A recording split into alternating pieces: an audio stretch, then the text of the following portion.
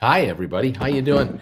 It's Uncle Bruce here. Good morning, Friday, May 7th, and nice to have you joining me today on Stock Markets with Bruce, where we try to explain to you what's going on in plain English in the markets.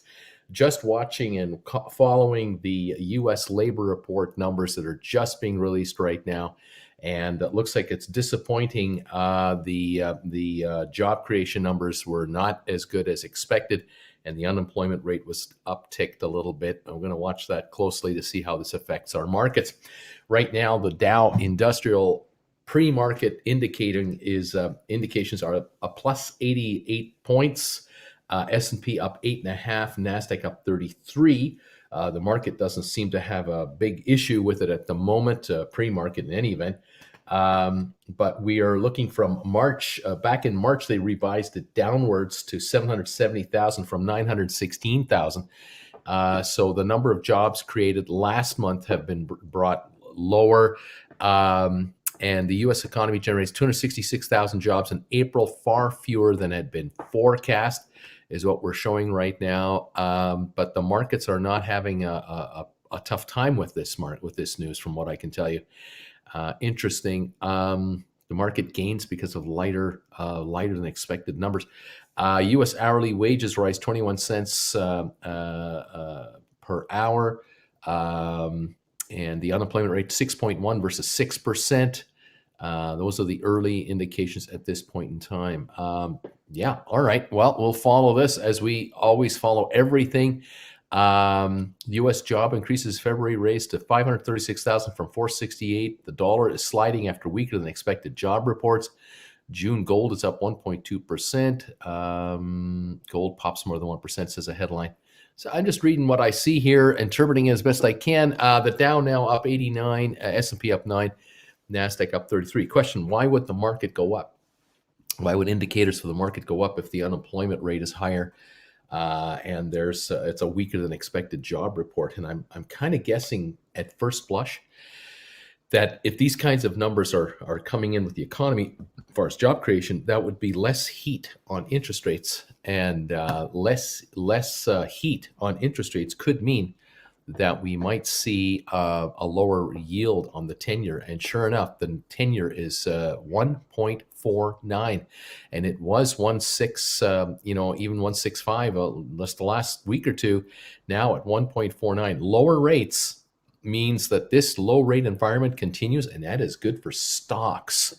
Keep in mind that shares of public companies compete with the bond market and your local bank down the street for your money. If your local bank down the road offers you a 5-year GIC at 7% interest, you might buy that, invest in that, rather than invest in stock. But if you're only offered 1% return for the next 5 years, and IBM is offering you 4.5%, you might go the stock market route, or you might buy a company that can outgrow the interest rate environment on capital growth.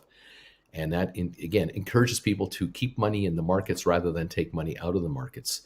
Dow now up 94 points, S&P up 9.8, NASDAQ up 38. That's what we're showing. GameStop right now, 160.29, down 72 cents on 21,000 volume pre-market. Dead quiet right now. So nothing to worry about there. Let's see. U.S. dollar falls 0.4% against the Japanese yen. The euro is up, again, 0.5% against the U.S. dollar as well. Let's see. I don't see this happening. I'm seeing conflicting headlines now. Another one that says Dow turns negative. I don't see it happening. Looking for this market, watching it. Let's double check here. The U.S. dollar is definitely under pressure, which again is good for U.S. exports. Maybe not great for U.S. imports, but great for U.S. exports. The Dow futures now showing negative 28. So okay, NASDAQ is showing up 145 though, and that's the interest rate sensitive index lately. Is the NASDAQ? These FANG stocks are showing. Obviously, upward movement. But I tell you, I wonder about this whole thing. I'm just looking here at all of these indicators. The European stocks are all higher. Asia was mixed overnight. The euro is rising, the yen is rising, and so the U.S. dollar is definitely losing here. The U.S. 10-year just popped to 1.50, no big deal. The German 10-year is plummeting. The German 10-year note is dropping, and that again is a sign of a loosening bank restrictions. The ability of the central bankers to try to keep these economies going, from what I can tell you. Yeah, the 10-year government bond is negative 2.5% in Germany. That has just dropped about 3/100ths as a direct reaction to the U.S. job figures that just came out. The Dow, I'm still showing a gain of 104 points on the future, so I'm trying to figure out who's right and why. I'm watching CNBC in silence over here. NASDAQ showing a 179-point gain right now on its futures. Really nice. The Dow showing down 3 points, coming back on again on CNBC's futures. But over here on Market Watch, I've got a whole different story. So I just, yeah, as an old man, I'm trying to figure out what the heck's going on. Okay. This is no big deal. I mean, the U.S. job report's not as strong as people had hoped, but it is still early in the pandemic come around, and we are talking about old numbers. We're talking about job numbers from last month. This is looking backward information. This is not looking forward information. So, not too worried about this overall, because the U.S. economy is opening up all over the place, as many of you know, and many of you have told me. You're seeing help wanted signs everywhere you go for labor, and there's a dramatic, a huge demand required for employees everywhere. And I don't think anyone with skills is really having a tough time finding work. That's my hunch on all of this. So that's where we're at right now. Welcome to the show this morning. Welcome to my channel. It's great to have you here today. Love that you've popped in to see me. And let's hope we have an interesting day today on the old markets. Should start interesting here once we get going. We'll follow all of this. Thank you for popping by. Thank any of you already throwing me thumbs ups this morning. 171 of them. This is awesome. Thank you for 171 thumbs ups already. We just got going. GameStop 160 43 it looks like. Excuse me, watching this market here closely, trying to figure out fair value. Down 26 on the Dow, up 182 on NASDAQ, and the dollar index is under pressure. February payrolls revised a little higher than lower. The April jobless rate 6.1. So I tell you, the big takeaway for me is the interest rate story. Good news on interest rates for those of you thinking about getting a mortgage, thinking about buying a new house, thinking about refinancing your existing house, thinking about car loans, thinking about possible line of credit scenarios. The interest rates, they're going to stay low. They're going to stay very low.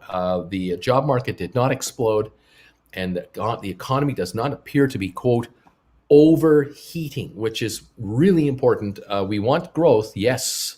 We want steady growth, but we do not want to see a market and a labor market and a overall economy that just goes out of control, because that will bring in inflation, which is bad news. Bring in higher interest rates, bad news, and that will challenge companies with regards to productivity. So this kind of report being a little more moderate, good thing, very good thing. So looks like we have an okay opening coming our way in about 40 minutes or so. The one casualty, the U.S. dollar at this point, that may just moderate as we go forward, because compared to Europe, the United States is doing great. Europe is in recession. The EU, the European Union, is technically, officially in a recession. They came out of it and they went back into it. And the European Central Bank is flooding the market, flooding the banking market there with cash to keep the economy and try to kickstart it, keep it going, get it up and running, In the United States, the economy is much stronger and coming on quite nicely, um, and good stuff. Moderate performance in the job market is okay. It's not a bad thing. So there you go. That's the story.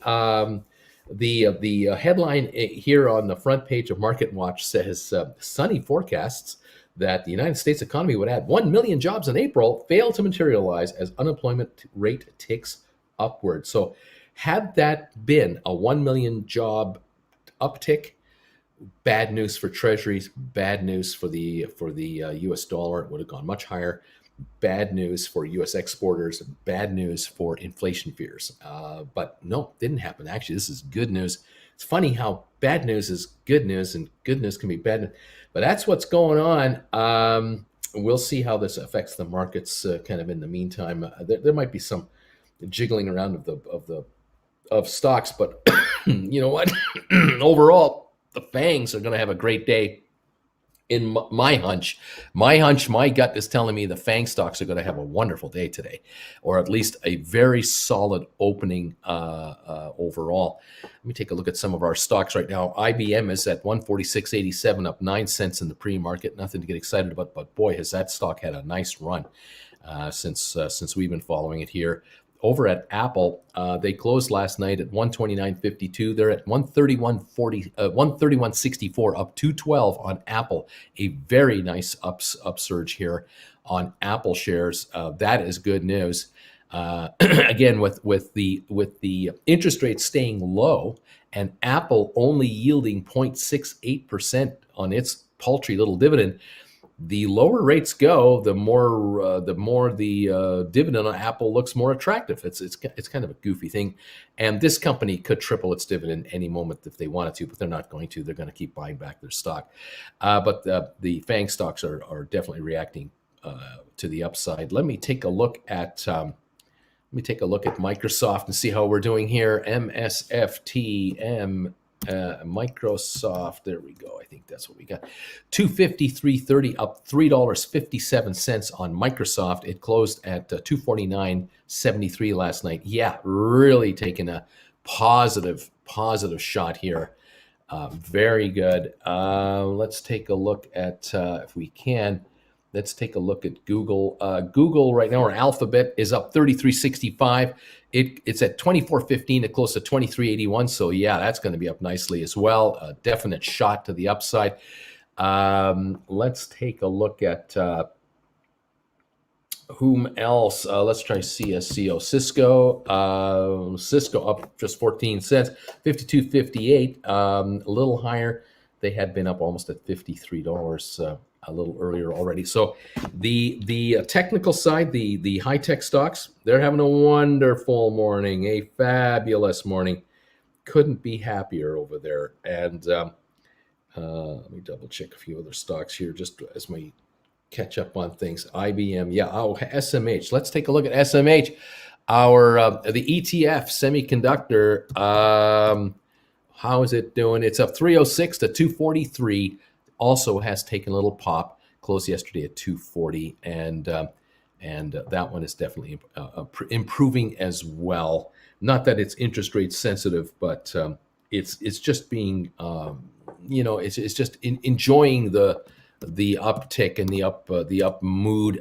Tesla is up $11, 11.20. It took a shot from the 660 range up to here, so it also is getting a bit of a bump with this news this morning. And let me see if something like JP Morgan has any effect here. These are all pre-markets as I am literally typing them in live here. JP Morgan 157.49, down $3. So it is gone the negative route because lower interest rates are bad news for bank earnings. Bankers make more money when there's a bump up in interest rates. They have higher spreads between what they pay for money and what they get for money. If they can bump up a mortgage rate to you by a half a percentage point over 25 years, that's a lot of extra money for them. And so right now, like Goldman Sachs, for example, down $5.47 a share to $3.60 a share. The bankers are not happy this morning. Consumers are. Interesting how this all works out. Let's take a look at Amazon AMZN. Amazon, it is up 49 bucks a share, 33.56, doing very nicely this morning. So we've got the high tech stocks just doing great. Thank you very much, bankers, and not so good. Facebook up 568, by the way, to 325, and that is how this game works, kids. You get the certain winners and losers right off the get go, and then everyone else kind of figures out where they're going to come out on all of this. Very interesting morning, to say the least. And we're going to stay on top of these markets for you. 160.56 on GameStop, down 45 cents. Higher interest rates, lower interest rates, not going to do much for GameStop either way. GameStop is not in the lending business. They're not in the borrowing business anymore. They don't owe money to anybody. They got $1 billion on hand in their bank account, more or less. They're cash rich and debt poor, and that's exactly where we want GameStop to be. We would like to have GameStop become a very cash rich company and grow their returns for their shareholders rather than for their bankers. I think that's the way you want it, and you can't be complaining about that. Anyway, the Dow futures now are showing okay, we're finally coming around. You're down 8. Is what I'm showing here on my screen now. S&P up 14 and NASDAQ up 172. So the Dow, which is heavily affected by bank stocks, Visa, investment bankers, they're on the negative side. On the positive side, you've got Apple, Microsoft, perhaps other bank stocks, but they may not make up enough of the downside on the Dow. It's just going to be a soft. But at the moment, it's down 2 points, so it's nothing serious on the Dow. Dow's not going to have a terrible day today. I don't think so. But Nasdaq, which is tech heavy and has been beat up lately because of higher rates or perceived higher interest rates, up 182 points. So thank you very much. We'll take that. There you go. There's your initial reaction here from what I can see and what I can figure out. And that's what we got. Material prices are definitely higher. Lumber, yes, you guys, there is a lumber shortage, and there's a whole bunch of problems with lumber as far as pricing goes. Funny about lumber is Canada has a lot of it. We got forests everywhere, but the wood manufacturers in the United States, the growers down there, they've got their politicians around their baby fingers. They've got these guys wrapped up with super PAC donations like you can't believe. And the wood industry, the manufacturers of what they claim, and they have been for decades, that Canada unfairly prices its wood and it's not an open market. And it's a war between the American interpretation of access to wood on crown land versus in other countries. I mean, these two countries have different ways of doing it. And in Canada, the forests are owned by the government. I mean, land is government land, and the government land has a lot of forests on it. And so lumber companies get a license to be able to harvest trees, and they have to pay a percentage. They have to pay a price to the government for this right and access. It's, after all, it's the public's land, cash to the public. It's our trees. But I guess in the States, they view that as subsidies. They view that whatever price lumber companies pay for the right to harvest wood is a subsidy and therefore breaks world trade rules. And apparently, this has gone to the World Trade Organization, I don't know how many times, 6 times, 8 times in the last 20 years. And every time the WHO rules on whether or not Canada is breaking rules or not, Canada wins every time. But that doesn't stop the new appeal, because there's no limit to how many times you can appeal it. You can just appeal it, and you can just bring out this year's case. This year's case is the same as last year's case. The best part for the American wood guys is that it restricts Canadian wood in, or it allows the U.S. government to put on tariffs, punitive tariffs on Canadian wood, which goes to the United States government in trust based on the ruling of the court. Then when the court rules in Canada's favor, the United States government refunds all these millions, hundreds of millions of dollars back to the Canadian wood manufacturers at the chagrin of all the American wood manufacturers. And the Canadian guys get all their money. And in the meantime, the loser, the sap in the whole thing are Americans, American public. The American public is screwed every way to Sunday because wood prices are surging because of the incredible shortage of wood and the fact that the tariffs are unbelievable against wood. And so you've got all of these unfortunate Americans just paying through the nose for wood that should be half the price, if even that. I mean, it's really something to watch. We in Canada here, we just shake our head and go, wow, these guys never stop. Like they just never stop coming after Canadian wood manufacturers. Every administration that comes into office, first thing they do is they slap a wood tariff on Canadian wood again and again and again. And in Canada, we just go, well, whatever, trees grow all around here all the time, and we're always sitting on wood. But unfortunately, we Canadians are also paying the price because the official price of wood is set by what it goes for in the market. The winners are the U.S. wood manufacturers.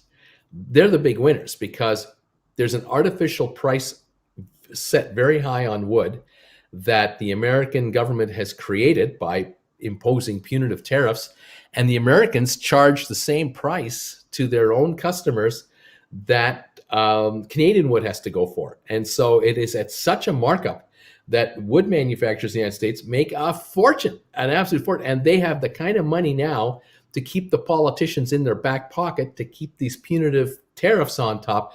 And so Americans get screwed again and again and again and again. Every house in the United States has gone up dramatically in the last year.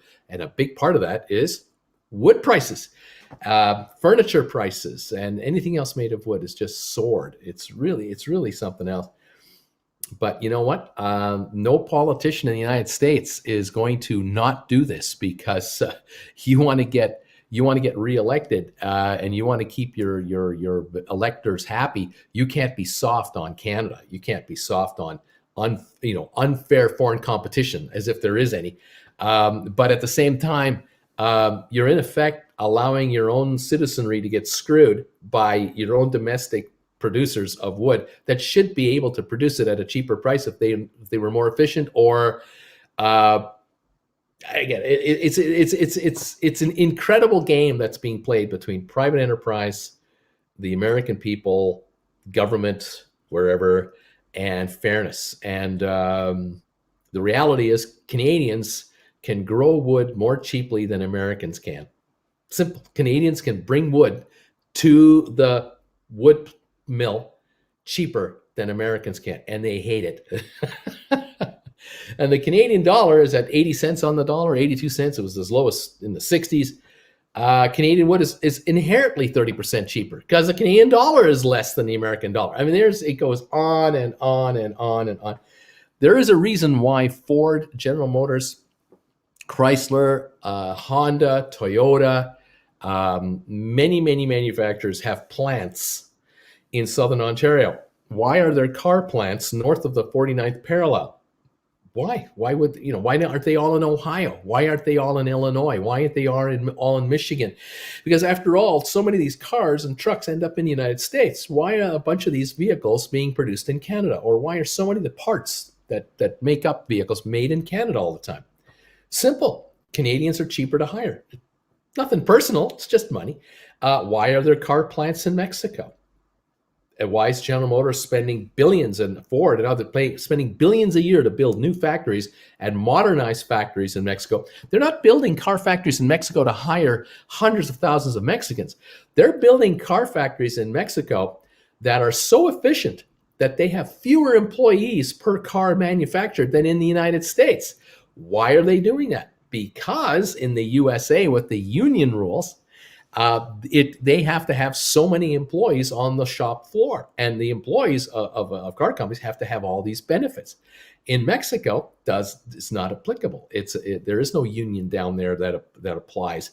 So the U.S. union can't control the Mexican hiring practices and how Ford and GM and everybody else does their business down there. And so American businesses, brilliant strategists that they are, greatest entrepreneurs on the planet, American business people, they figured out, why should we build a plant in Ohio for $2 billion when we can build a plant in Mexico for $2 billion and reduce our operating costs by $5,000 a car or $3,000 a truck or however they come up with it.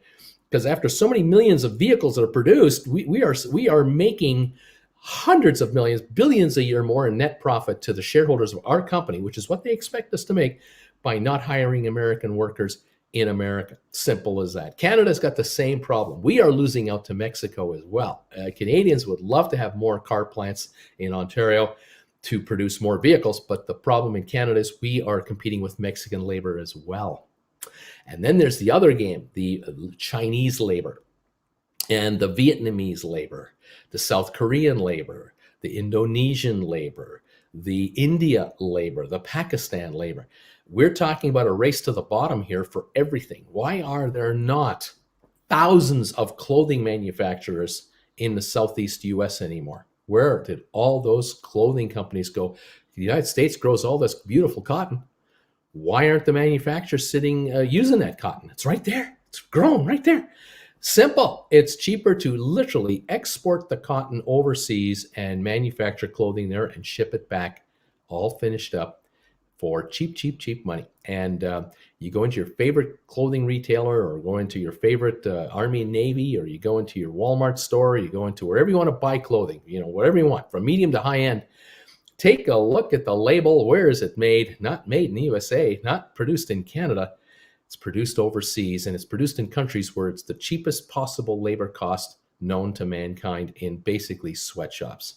And we in North America are guilty of supporting sweatshops in every industry that you can imagine, from electronics to clothing to household goods, kitchen appliances, all kinds of stuff. And we are shoppers. We search for bargains, and the retailers know that. But a smart retailer knows that if they can, let's say like Home Depot, if they can get ceiling fans made in China and bring in a ceiling fan that you will pay $150 for, and they can produce it for $15, and you think $150 is a good buy, God bless Home Depot. They're making a killing off of that product because they're ordering thousands and hundreds of thousands of these units with different designs and styles from these factories overseas with cheap labor. And those of us in North America are paying what we think is a retail price for the product, when in reality, what we're paying is a perceived retail price that is up here, where the manufacturing cost isn't here, it's here. And on top of everything else, our friends at Home Depot and Lowe's and Walmart and Target and Costco and everybody else, they also ensure that the import taxes are the lowest humanly possible at the cost base that they have, which is $10 for a ceiling unit, $12, $40 for a barbecue that you spend $800 on. They're only paying import duties on the $40 import price. The margin between the landed cost and you is phenomenal. And this is the game that's been played now for 30 years and will continue on until it's outlawed. And it will not be outlawed because these are these companies, coming back to the bottom line, kids, who sets the rules for import duties? Who sets the rules for taxes? Who sets the rules for import quotas? The government. And it's the federal government. And federal governments are run by congressmen, senators. Who funds these guys? Do you have any idea what it costs to become electable in a state as a senator if you're in a tight race? You're talking millions of dollars for the Democrat and the Republican. Millions every 6 years, if not tens of millions. Who's funding that money? Oh, think we know who that is. It's corporate America. It's not you and I. We don't have tens of millions of dollars to send somebody. It's the very well-to-do, the well-to-do that control the big entities that benefit from the wonderful little import rules and everything else. That's how this game works. And every little thing that upsets it is not good. What can I tell you? The Dow down 22 right now, S&P up 13, NASDAQ up 181, and interest rates are not the problem today. The labor market is a little more dampered down. That's a good thing for a lot of entities out there. Anyway, there you go. I've gone off on a bit of a tangent, but welcome to how the world is set up. It's quite fun. It's been a most interesting transition since the 50s to today. Those of you who study economics, you know all this. You know all about the Rust Belt in the Northeast. You know how factories have just disappeared through the 70s, the 80s, and the 90s, and completely got annihilated. The first blame that was placed on why America is losing jobs is because all the jobs are going to Japan. And then the next blame was, no, they're not going to Japan. Japan now is exporting jobs because Japan found out that as their currency rose, they couldn't produce products domestically at a competitive price anymore. They started getting factories built offshore from Japan, sending the engineers offshore to produce product back for the Japanese market and for our market. And we found that televisions that used to be all USA made, radios all USA made, telephones all USA made, Canada made, of course, not anymore. Televisions started getting made in Japan, then televisions started getting made in South Korea and Japan and China, Indonesia and Vietnam, and that is how a flat screen TV in your house is less than $1,000 now for a great big giant television. And I remember 15 years ago, you wanted a 72-inch flat screen television, you were paying $10,000 to $12,000. You can now get a 72-inch flat screen television for how little? Under $1,000, I bet you, on sale. You can get a flat screen of that size now. Unbelievable. Oh, there's a reason for that. It's not made in the USA, and it will never be made in the USA. Assembled offshore, assembled in countries where the wages are a couple of bucks a day. And you would never, ever want to be an employee at a place like that. You would never want any of your children, any of your relatives to ever have to work in a place like that. But that's where your television comes from, kids. Why is this company with this little Apple logo on it, why do these guys make 49% more money last quarter than last year? Because they can produce this thing for $40, $50. What did this cost you? For us in Canada, this is like $1,200. It's big money. It's about $40 to $50 to make. Easily and in bulk, and they make them in bulk. Same with this big baby right here, this big bad boy right here, the gigantic big ass iPad. To make one of those in bulk, in high volume, $70, $60. What does it cost you at an Apple store? $1,000, $1,200, $1,400, depending in Canada and the US. That's where the margins come from, kids. Apple is a great company, but it's not US. It's partially U.S., but it's really Chinese, and that's the bottom line. And that's how we have a standard of living like we have in North America. So there you go. Bruce's little rant this morning. Hope I'm not making you mad. Dow's down 21, S&P up 15, and NASDAQ is up 186 points right now. That's where we are right now. And what can I say? Confession, about 10 years ago, I was buying lots of cheap raw milled Honduras and African mahogany on eBay and having my friend make my furniture with it. There you go. Yeah, that's the thing. What can I say? My television that I have a what's my brand name here? It's a Sharp 52-inch television. I bought it in 2008, and it ran $4,200. Canadian. I can now buy this television or this version of a television today for about $450 to $550. Not quite 1/10 the price. Maybe 15% of the price that I originally paid for this one. Easily, I could replace this. Unbelievable. What amazes me about this television? It still works. That's actually what I'm shocked at, because the amount of hours that this television has been on, that we've had it, has shocked me. And it just keeps running. It's never broken down. It's incredible. I'm waiting for it any day now. I just expect one day it won't work anymore. And I know for a fact it is unrepairable because economically, there's no way I'm going to spend $200 to fix this thing. I'll buy a new one. No question about it. The televisions are now so cheap. Flat screens are now so cheap that the last television I got, a flat screen, is a 52-inch. It's in our bedroom. And it came from my cable provider. It came from TELUS here in British Columbia. They made a deal saying if you sign up for a 2-year cable TV internet thing, this is like 4 years ago, you sign up for a 2-year deal, we'll give you a free television. And I said, you know what? I told Jen, we need another television. We need one in the bedroom.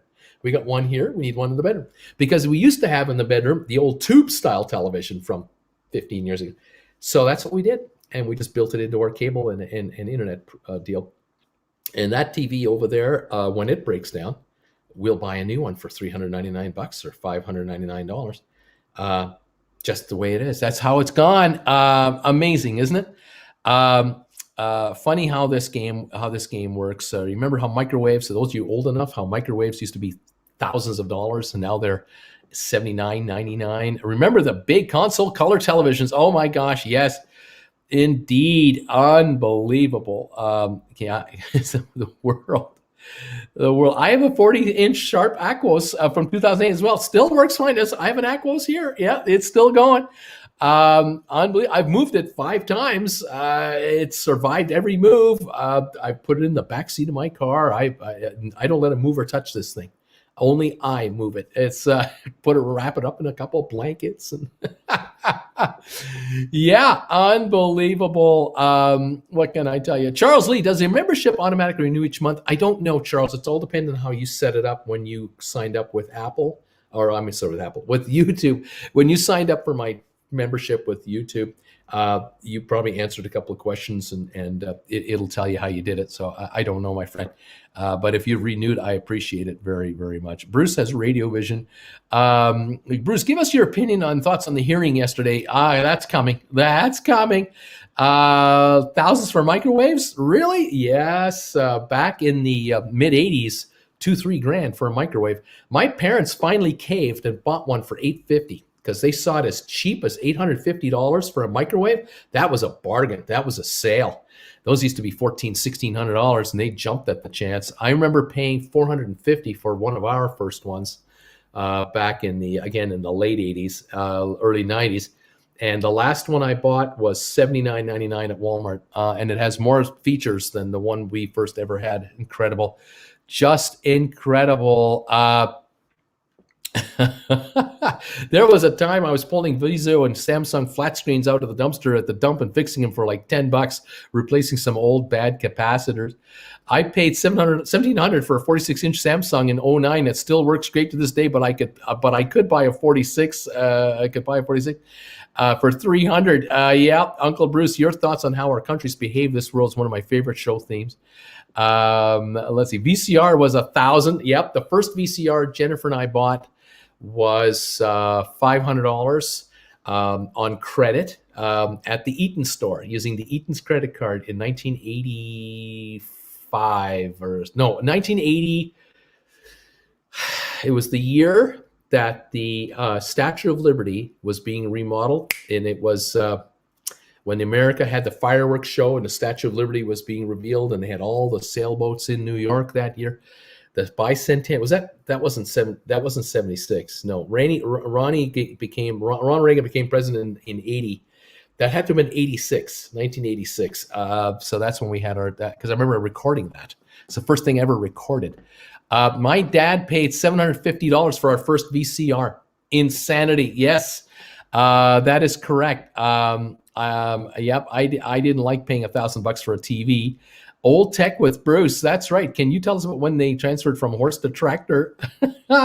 Lumber index 1645 per 100 linear board feet. I got a bad feeling about this. Holy smokes. Yep. The first fax machine. Oh my gosh. Fax machines were thousands of dollars. Then they were in the high hundreds, like 800, 900 for a fax machine. Oh my gosh. Yes. Unbelievable. I do recall these times, these days, as I'm sure we all do. Well, many of us who are older do. Unbelievable. yeah, the race to the bottom is what it's all about.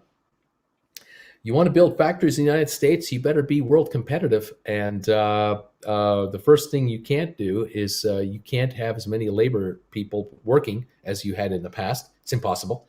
That's why auto plants these days have way fewer employees per car made or truck made. It is truly incredible. Parts for vehicles are made globally and shipped in just in time to produce, like chips, computer chips. But that screws things up. That can screw things up on the line when certain parts don't arrive at a set time. And there you have the chip problem. Right now, it's front and center for all of us for almost everything. All right. Let's see. Yeah. I remember when Mini Vanilli was at the top of the world. Yep. Oh my God! Unbelievable.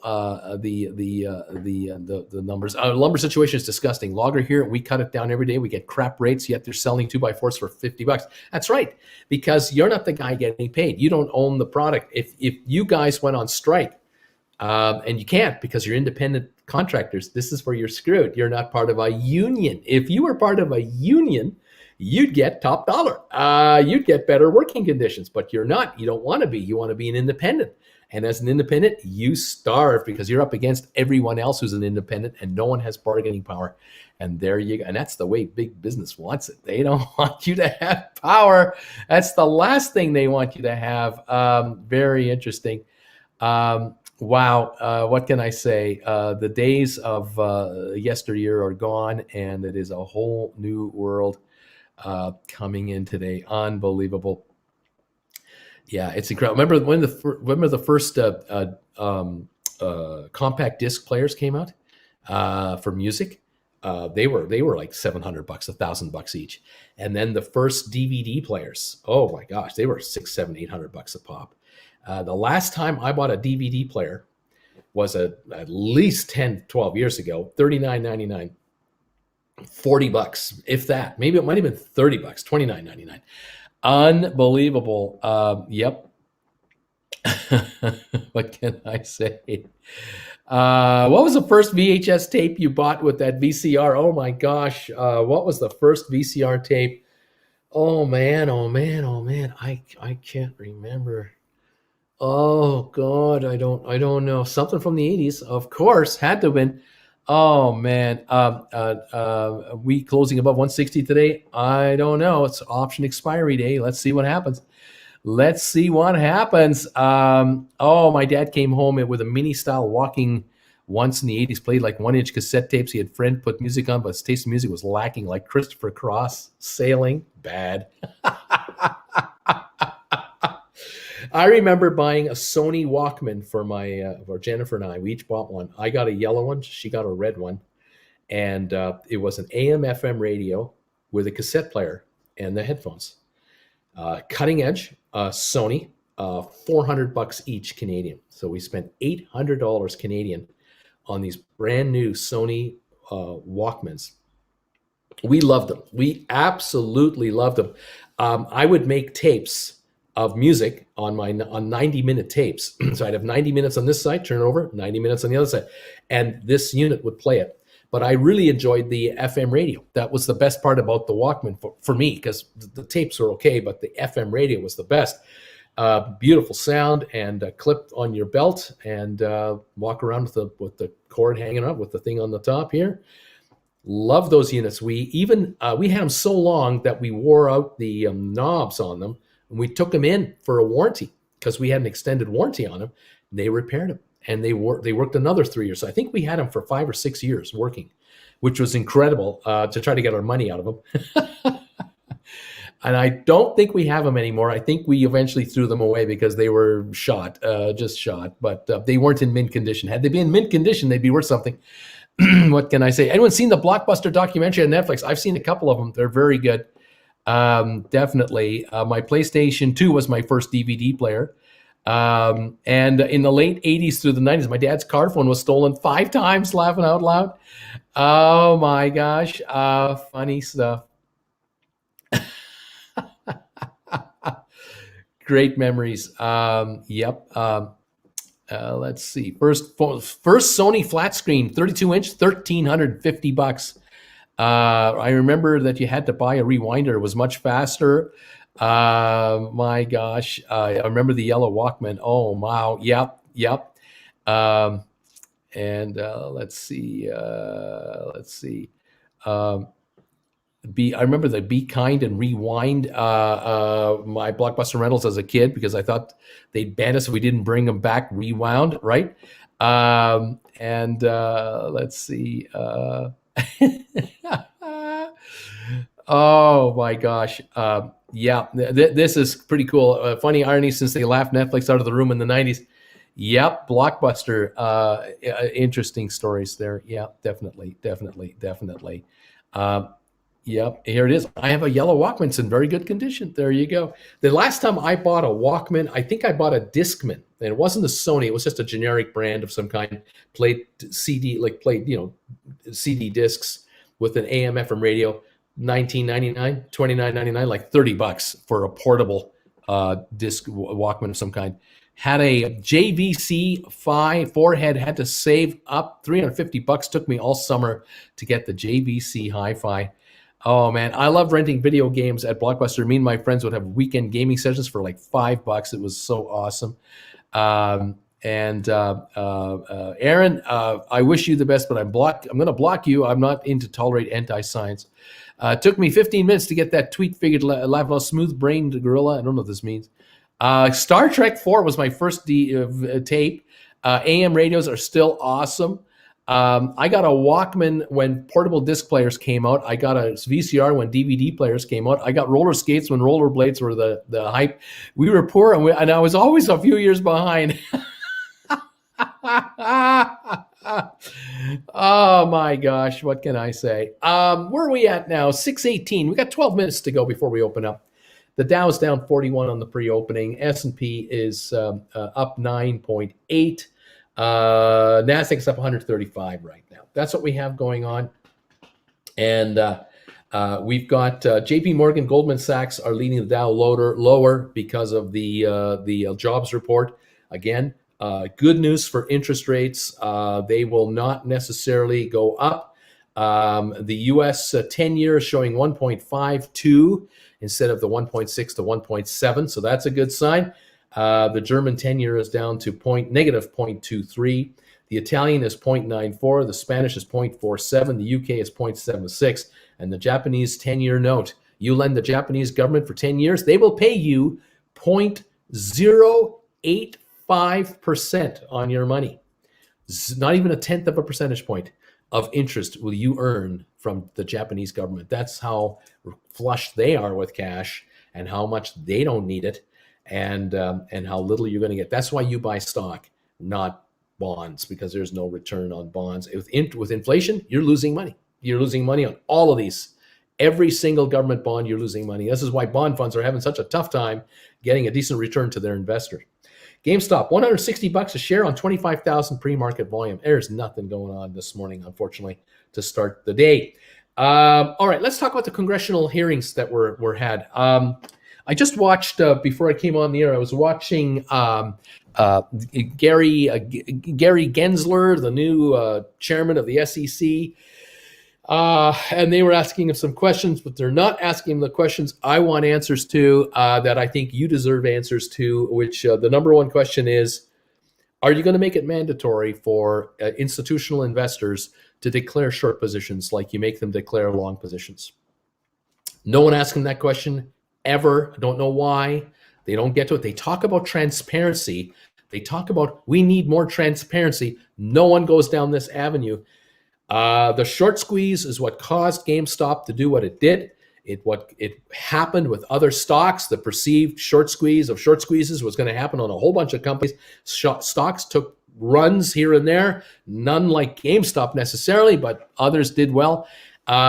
And no one is going down the short position revelation rabbit hole. Nobody wants to go down there. It's like we're not talking about that. And I just keep asking myself, why won't retail investors be respected when you're talking about transparency, why don't you open it up on the short side like you do on the long side? I just so disappointed in all of this, and but it's telling. It is so telling because the industry, the investment banker brokerage community industry, does not want to disclose short positions.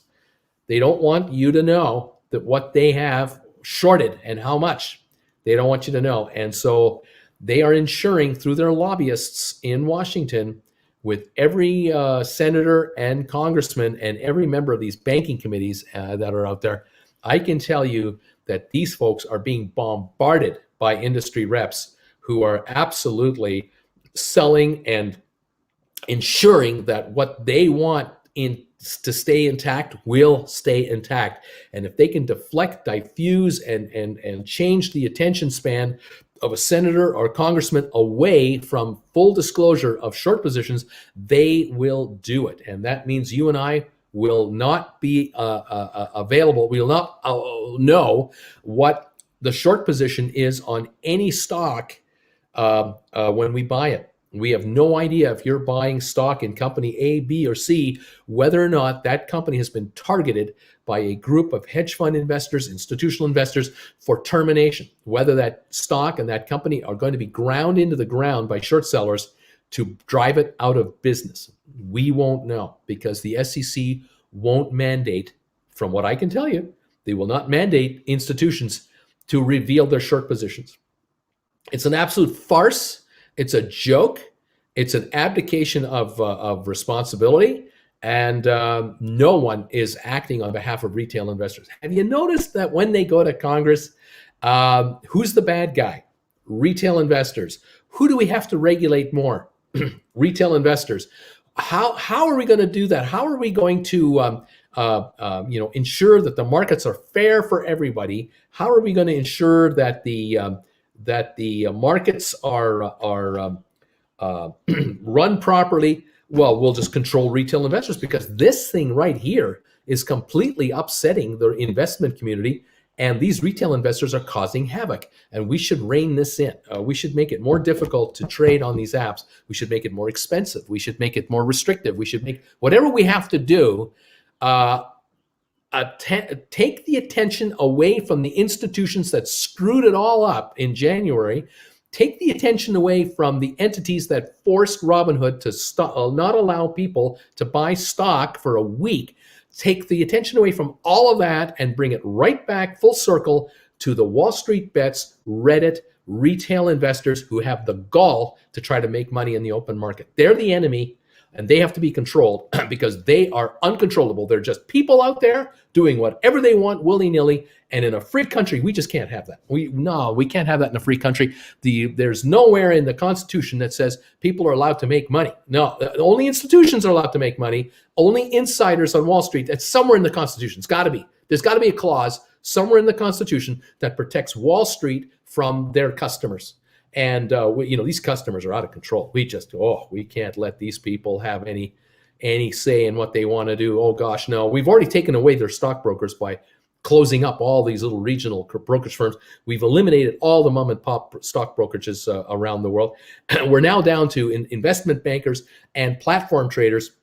And if you don't have $500,000 or $250,000, we don't even want to talk to you. We're not going to bother with you anymore. Those radicals we just kicked out in the street with the homeless, leave them out there. And so they go wherever they can to find investment advice as best they can. And some of them watch Uncle Bruce, and some of them watch Trade Trades, and some of them watch Mo Money, and some of them watch Max Mayer, and some of them watch all these guys to try to figure out what the hell is going on and what should I be doing with my money. Welcome to the world in 2021.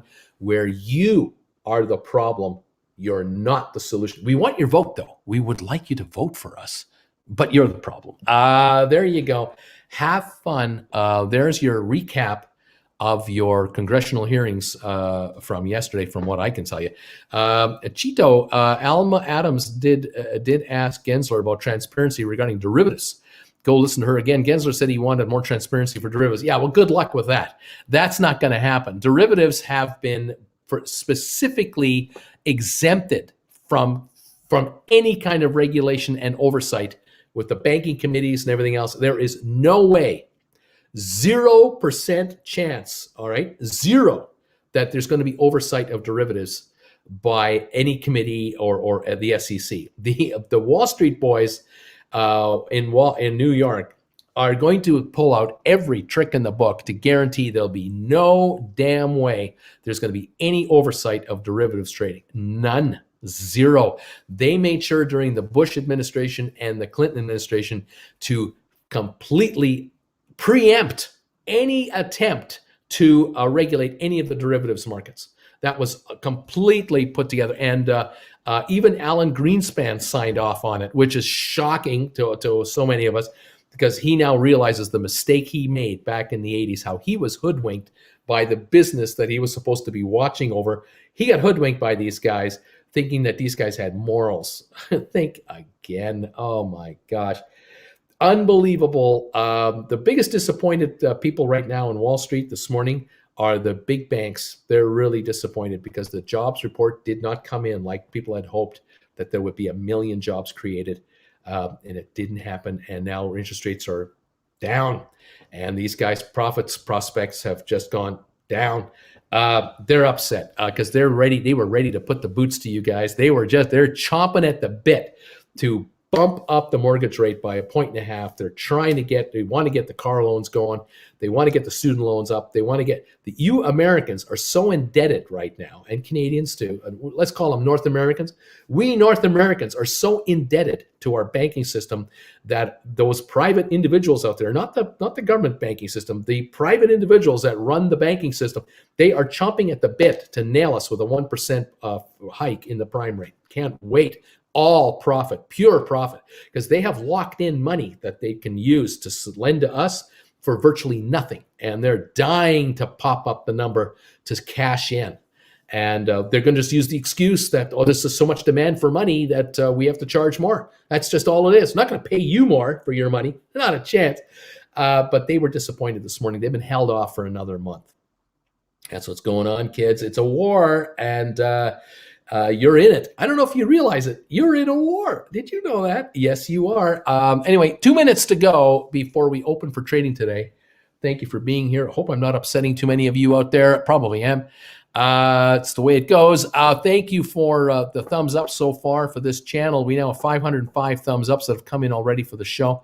Appreciate that. And the more you can throw out, the more people will be recommended to come here by YouTube. And the more people will hear about what's going on with GameStop and the markets. And we will try to keep everybody informed in plain English what's going on. Speaking of GameStop, 160.25, down 76 cents. And we're in the last minute now before we open up for the day. And we're getting ready to start trading here on GameStop and everything else.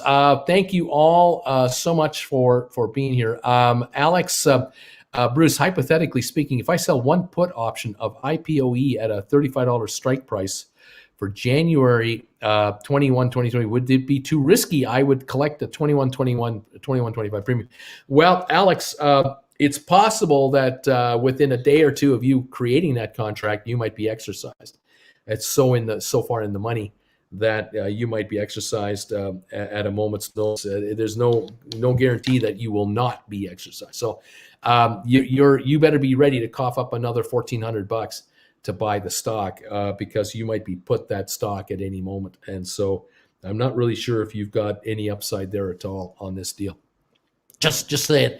I would be avoiding the options market on the SPAC stocks until after these guys get their deals done and then go from there. But if you want to be into an option and make money, I would recommend you buy IPOE call options that are down the road, past the summer, into the fall, into the winter, and take a position in long calls down the road and enjoy some upside there with the merger going through, and then hopefully the trading into this range or higher.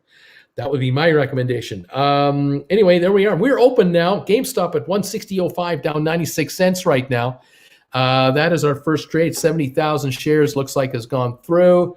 Let me refresh everything here. I'm looking at AMC at 924, up 24 cents.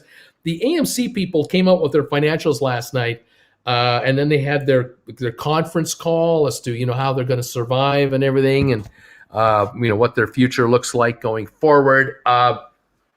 And at the end of the day, there's two sides to the AMC argument. There's the corporate side that you have to look at, and then there's the stock side, and the stock side has to do with potential short selling situations, gamma squeeze situations, who knows what else. And the stock did not take a big shot last night in the aftermarket. It didn't go to 10 or 11 or $12. Nothing great happened last night.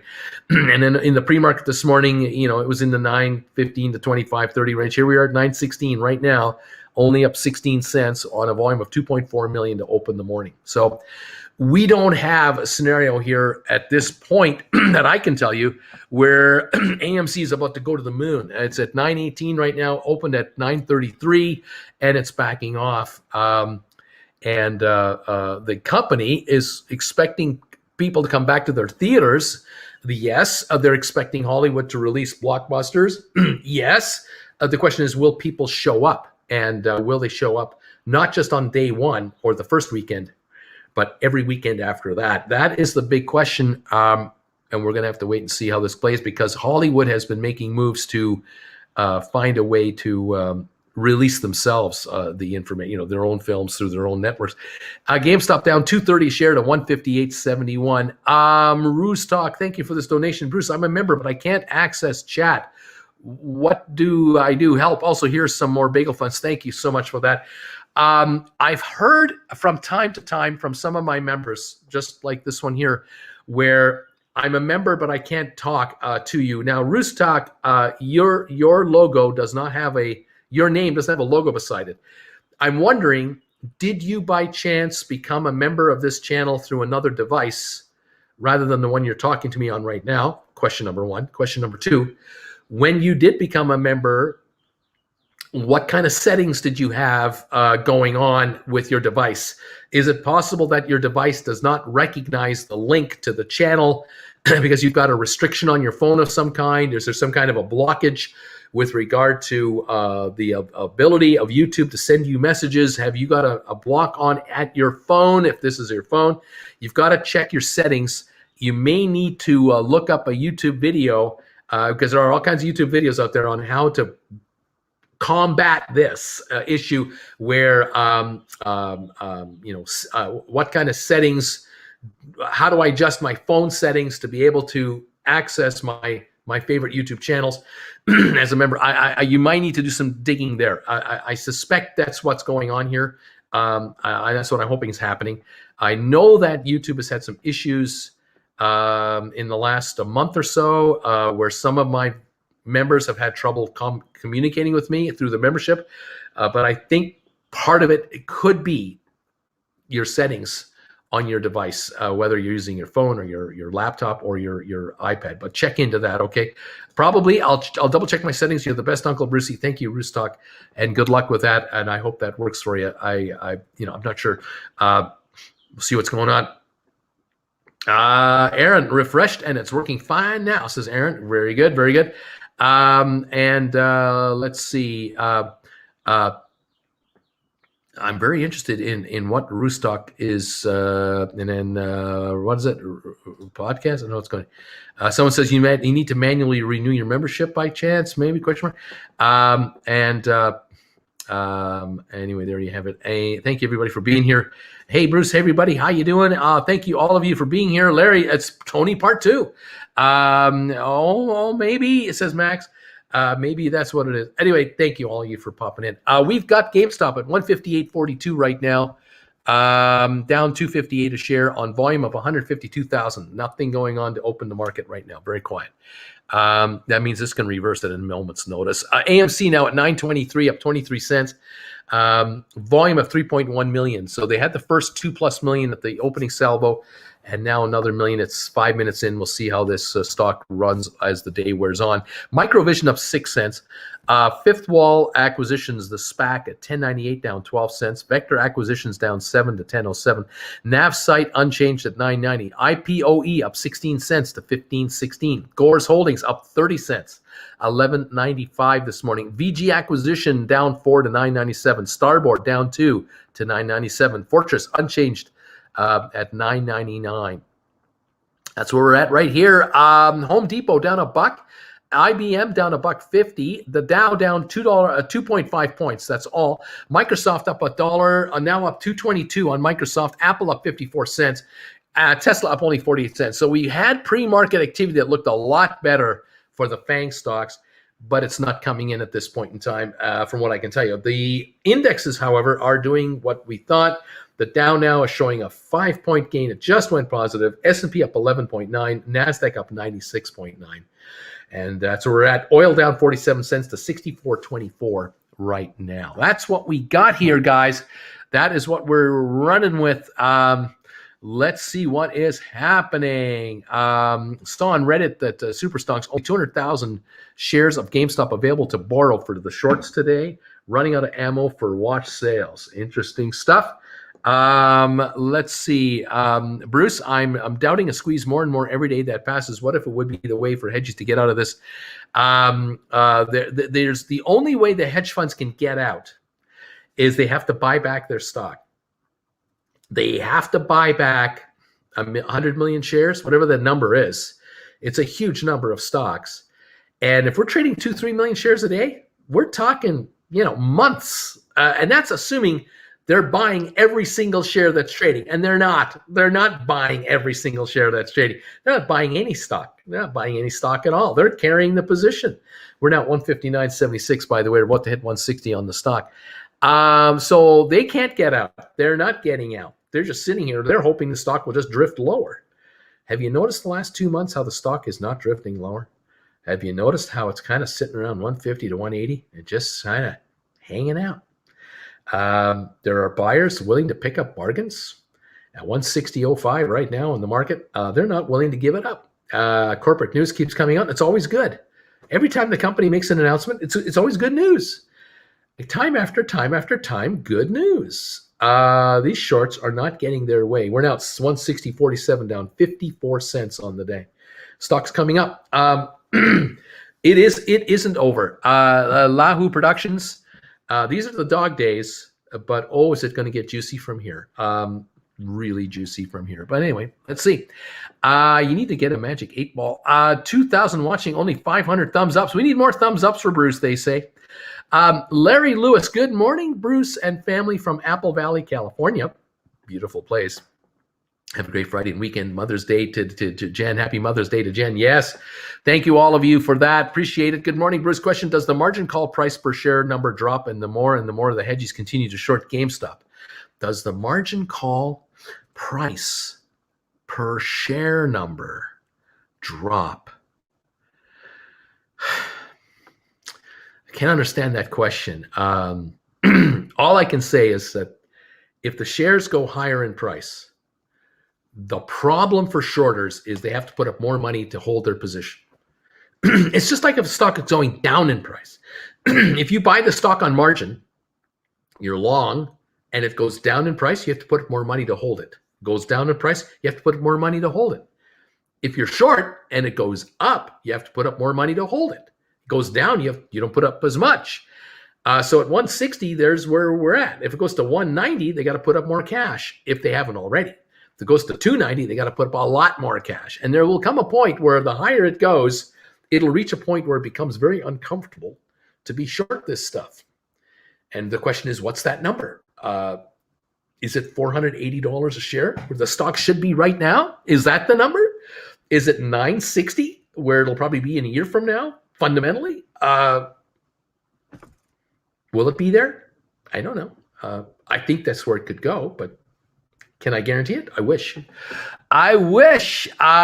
we go. Add resettings. Browser extensions can sometimes mess with stuff. Try disabling all, then turning each back on one by one to see if one of them is the culprit.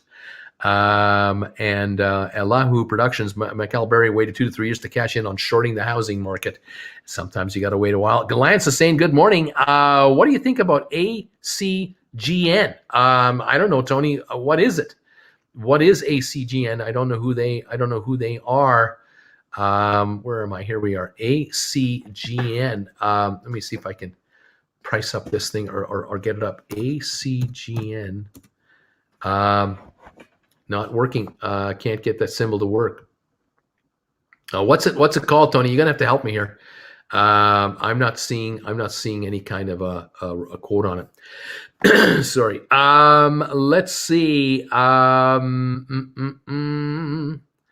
Let's go.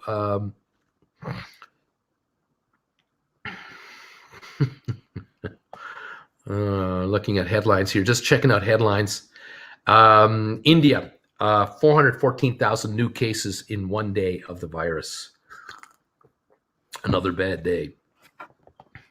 That's that's over 12 million a month. 12 million cases a month. That's 150 million a year at that pace. That's not good. That's got to be stopped, kids. It's got to be stopped. What can we say? The vaccines, I hope, will work. 159.93 on GameStop right now. Volume on GameStop this morning is 212,000. Wow, dead quiet. AMC now 941. High of the day was 948. 5.7 million. So a little more buying on AMC. I'm hoping for any of you that you're making money. If you're long AMC, I was mentioning this yesterday. I'll mention it again today. If you are long AMC, you may want to consider, with a stock taking a bit of a rally, you may want to take a shot at selling call contracts against your stock, maybe going out maybe a month and writing 11s, or going out 2 months and writing 11.50s or 12s. And you might get $1 a share, something in that neighborhood. And if you got taken out at 12 plus $1, that's a $13 takeout from a 943 position here. Not a bad return. You can always buy them back if you got taken out. But you got to ask yourself, do you hold the stock and get nothing? Or should you write contracts and bring in some kind of, get some kind of reward for being a shareholder of the stock? This is what you need to know. You might want to look into that. All right. Let's see. Let's see. I got it figured out. Thanks. Roostock, there's your logo beside your name. You're back. Beautiful. Fantastic. I'm glad you called, reached out.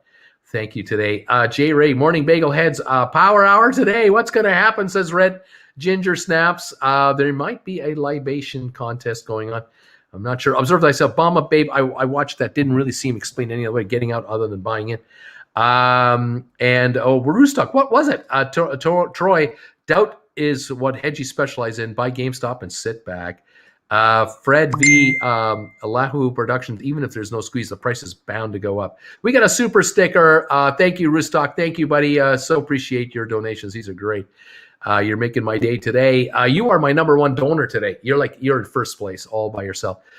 Yay, Roos, says Observes Thyself. Kayla, I bought ELY when they purchased Top Golf. They are up almost $5 a share. Might check it out.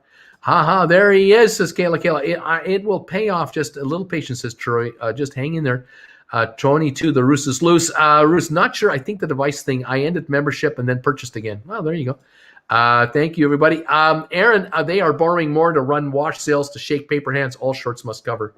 Roostock's laughing out loud. Obama Babe, true that. Just over a very long period of time, no one calls them out. Hertz just broke 420. I still can't get into that. Welcome, Roos. Michael, on May 12th, Superstonk is having an AMA with a proxy vote expert to talk about over votes. Interesting. Richie, if the shorts were buying back, then we would have seen volume. What they're waiting for is for us to believe it's over and sell. Exactly. Do that, and it's only us who will be the loser. Exactly. They must get you to give up. They have to get you to cave. AMC 958 up 58 cents. Get ready to write contracts, guys. right call contracts against your AMC and bring in some cash, you might get $1.25 for some of these contracts. Maybe you get 125 for a 12, or an 11.50, or maybe you can get $1.50 for an 11 or a 11.25 or an 11.50 call, not too far out, and take cash. Absolutely, use it to buy more stock. Do whatever you can. Make AMC pay you to hold it. Buy and hold says Juicy. Arussia made it. GameStop is a test of patience. Sal, long on numbers. Thumbs ups from Eddie. Brucey, you're in my head. When I see the candles dance, I hear you say, it's jumping around. Here we go. Conduit, put them in. Get them the thumbs up. You know it. Says Sal, time to sell leaps on these S&L as well as climbing. Thumbs ups for Bruce. Thank you, Cloaked. Aaron, Michael Burry waited almost 3 years for the housing market crash. He was early. He saw it early. Patience, sadly, a lot of people nowadays, they don't have it. Observe thyself. The insanity. Low volume proves that holding is working. Buy and hold. Let's see. Absolutely. This is how we win. Costs nothing to hold this stuff. Diamond hands. Kala. Hey, do you think it's even possible for them to actually avoid a squeeze? I'm in long regardless, but I can't see how they can get out of it. They can't get out of it. They cannot get out of it unless they pay dearly. Thanks, Bruce. You are the best. Bill Allen, thank you, buddy. Yes, Bill, yes. As they lose money, the trigger price decreases. Red, I'm holding for as long as I need to. In the meantime, I'll enjoy my ape fame and power hour. Don't get discouraged that points to a mother of all short squeezes. Think of options as checks written against stock or IOUs. I'm impressed with your troubleshooting, Anna. Kayla, yes. Let's see. OCGN. Some people love this stuff. I think he means that. Think of GameStop as a long position as the company transforms, and the mother of all shorts is a bonus. Kala, I think you're right, but we could be wrong. They might find a way to worm out, but it doesn't change GameStop making run, become dominant. There's no way to worm out. The only way they can worm out is to buy. They need paper. There's only two sources of paper for GameStop. There's only two places you can get it. The first one is you. You guys have it, and you're the only easy source. The second one is the treasury of the company from GameStop's treasury. If GameStop were to print and release more shares on a secondary offering, they would put more stock into the market, into traders' hands. That's the only other way to get new shares, more shares out into the market that shorts could try to buy to cover. But at $160 a share, they sell 1 million shares. They bring in $160 million cash into the treasury. If they sell 10 million shares, that's $1.6 billion. There'd be 83 million shares out at that point, and the company would have 2.6 billion cash in the bank with 83 million out. That sounds like $30 a share in cash in their hands. If they were to sell, say, 27 million more shares now, to round it up to 100 million shares, you sell 27 million shares at $160 a share, you would bring in 2.7 plus how much more? I'm trying to do the math here. I'm desperately trying to do the math here. 3.6 billion, something like that. They'd have 4.5 to 4.8 billion in cash. That would be $48 a share cash would be in the stock in the company's hands. So every share out there would have $48 cash behind it. That's a pretty solid asset. Now they'd have $48 a share cash to build their company with from here. So with $3.5 billion in cash, could they buy something? Yeah, they sure could. They could buy a lot of stuff with that kind of money. What would they? And what would they buy? And what kind of impact would it make? Could they buy a company privately for, say, $1 billion here and $1 billion here and another $1 billion here? Could they bring in 3 different private companies, all generating positive cash flow and earnings, and add that into the public company, which then shows the public company generating 15 billion a year in sales, 20 billion a year in sales, netting out $1.5 billion a year? Yeah, $15 a share profit on the stock.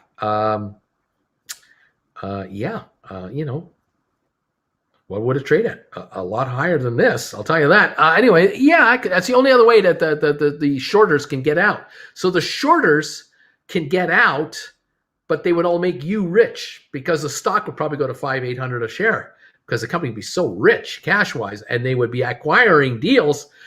They could do cash buys, but they can also do cash and stock buys. They could probably pick up $10 billion in assets with $3 billion cash and $7 billion in paper. They would then be able to, generate $10, $12, $15 a share in profit down the road. And at, 50 times earnings at $15 a share profit, $750 stock. Would you be upset at that is the question. Would that bother you that the shorts got out, but your stock is now worth $750 a share? At the end of the day, you win. You either do not sell stock now and they have to buy from you and run it up, or the company sells stock at progressively higher prices to raise ungodly amounts of money from the shorters, turns that money into fresh additional assets and cash flow and earnings, causing the stock to go higher. You win or you win. So what would you rather? Which solution would you like? Would you like to win or would you like to win? Now think about that for a while. Don't be fast. Don't be quick. Take your time on this one, and let's see what happens. All right. Just saying. Anyway, Khalib Jordan, what's your take on LMN? Who are these guys? LMN. Lastminute.com. I don't know this company. I don't have a quote working for me, so I don't know who you got. Don't know who you got. LMN. I'm not sure. You're calling it something else. You're calling it the Lumen Telecom Company. Don't know who that is. Sorry. Anyway, what else is going on? Kayla. Only if we sell, and no one is selling. The volume is from them borrowing shares and doing wash sales, short ladder attacks to keep the prices suppressed and shake out the impatient people. Win-win, baby. Just might take a while, but win-win. That's not a wash sale. That's just shorting. Will GameStop join the Russell 1000 at the end of June? Your thoughts? I don't know. It's not my call. I guess there are parameters that companies have to have, and I'm not sure what the parameters are that GameStop has met and not met. I don't know. Has GameStop met all the parameters that the Russell 1000 has? I'm not sure. But when they do, we'll hear about it. I'll tell you about that. Yeah, absolutely. Here we go. Kayla. My thoughts are the same. I'm not selling, but their corruption is sickening, and I don't underestimate them like they underestimate us. It looks like no one is selling. Stock Markets with Bruce, the SPAC SPFR announced a 1.6 billion merger with Velo 3D. What do you think of that? Let me write it down. I'll look at it later, and otherwise I'll forget. So we have SPFR SPAC, and then it's merging into Velo 3D. Velo 3D 1.6 billion deal. Okay, I'll look at this later, and if it's any good, you'll hear about it. You'll hear me talking about it. There's a patterned high-frequency trading back and forth to suppress the press. They're playing with themselves. I don't know. Are we doing it this afternoon? Are we doing it again this afternoon? There's talk of this. 160, 165 on GameStop, by the way. It's up 64 cents. Roos talk, congrats. I'm glad you're back, Anna's saying. Still recovering from last Friday. I'm going to sit this one out, says Thomas. It's a libation day. Where did the week go? The squeeze in imminent. All you have to do is hold. NOK, another day up. How hard is that? Thanks to the moon. We'll have to pace myself this time. Let's see. All the shorts must cover. Just got here. Did you cover the hearing yet? Yeah, we talked about it. We talked about the hearing. Let's see. Kayla, it costs you nothing to hold. Costs them money every day to keep this up. They're bleeding. Let's watch them bleed out. Let's see. Hang on. Sorry, folks. I'm trying to. Your comments are coming so quickly, and then my computer skips on me, and I lose these messages. Yeah, Kayla, this will be the easiest millions you've ever made in your life. Ignore the FUD and the propaganda. It's just clues. It's just clues that we're on the right track. Uncle B, did you say that AMC was going to go to the $7 mark? You said to sell it. I have covered AMC from every angle, and it's at 958. By the way, I'm happy to see this. For those of you who just don't want to give this stock up, you don't want to let it go, you want to be a holder long term, start writing calls on your AMC. Start getting paid to hold this stuff, and look at a 1 month call and write $11 calls, or look at 2 month calls, maybe 6 week calls, and try to write 12s. Try to bring in like a buck and a quarter if you can per share, and get paid to hold your stock. Use the cash to buy more stock at these levels if you think this is the cheapest price it's going to be at, or amass cash as you write contracts and wait for a dip of dips, jump in, get a bunch of stock, then start writing contracts as it goes up again. Get paid to hold your AMC. So many of you are holding AMC for month after month after month, and you get nothing for it. You've been in it since December and January and February, and here we are in May. Get paid to hold your AMC. I'm saying the same thing with GameStop. You can get paid to hold GameStop. Write contracts that expire next week Friday that are 180s or 190s, or the week after for 180s or 85s or 190s or 95s or 200s. Bring in some cash. You should be paid to wait. Use the cash to buy more stock, or use the cash to buy something else, or just keep the cash amassed as some powder, dry powder for when you need it. And go from there. There's ways to play this. Let's see here. AMC on a tear says hologram. Bama Babe, their business is making money. This is causing losses. Why not just take the lumps and move on to business as usual? There you go. I don't believe they've ever seen anything like they're seeing as a pivotal point trading history. Power to the players. It's true. People who hold GameStop are not giving up the stock. They're not doing it, and that is bad news for shorts. Bruce, you haven't come close to the screen and whispered anything in some time. I actually miss that when you don't come to the screen. If you could come to the screen and whisper something, I'd really appreciate it. Really like to get the inside take on what the hell's going on. You're right. I haven't done this in a long, long time, but I'll tell you something else. There's a rumor going on that this afternoon, in the last hour of trading, after we finish closing, there's going to be kind of a libation contest going on, so be careful. Watch out. You might want to eat something before that moment in time, and make sure you have lots of water handy just in case. Okay, just a couple thoughts. Just want to let you know, little things, little rumors. I love this community. Oh man. Let's see what else is going on here. Let's see what's going on here.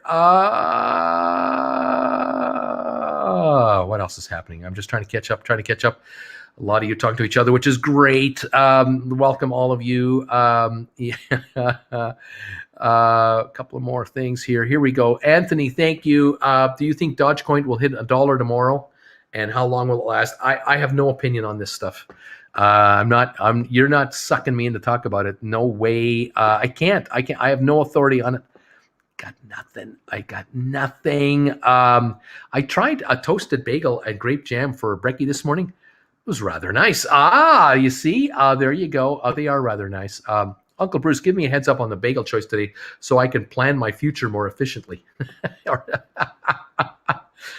Oh my gosh, we've waited too long. Let's see. I've got my Fidelity IRA opened, and I'm waiting on the check from my old IRA. How much GameStop versus IPOE should I get? You figure it out yourself. You can write contracts against the GameStop, but I wouldn't write contracts against IPOE right now. All righty, let's see what's going on here. Go shake my GameStop share tokens in a jar in front of the corporate citadel like a kid with an ice cream. Let's see.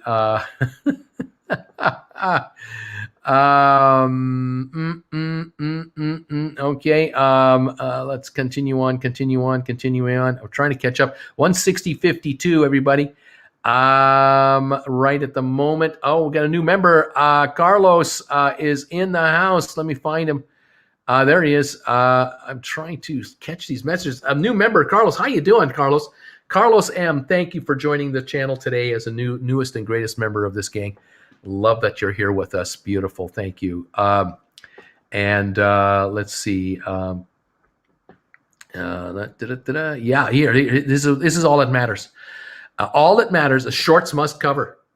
This is the highest stakes staring contest you've ever played, and the way to win is do nothing. Exactly. Do not give in to these guys. Here we go. I can't wait for the Power Hour show shenanigans today when I'm driving to my folks' place. Don't let me down, you kids. I collected enough cans to pay my Bruce tax. Jeez.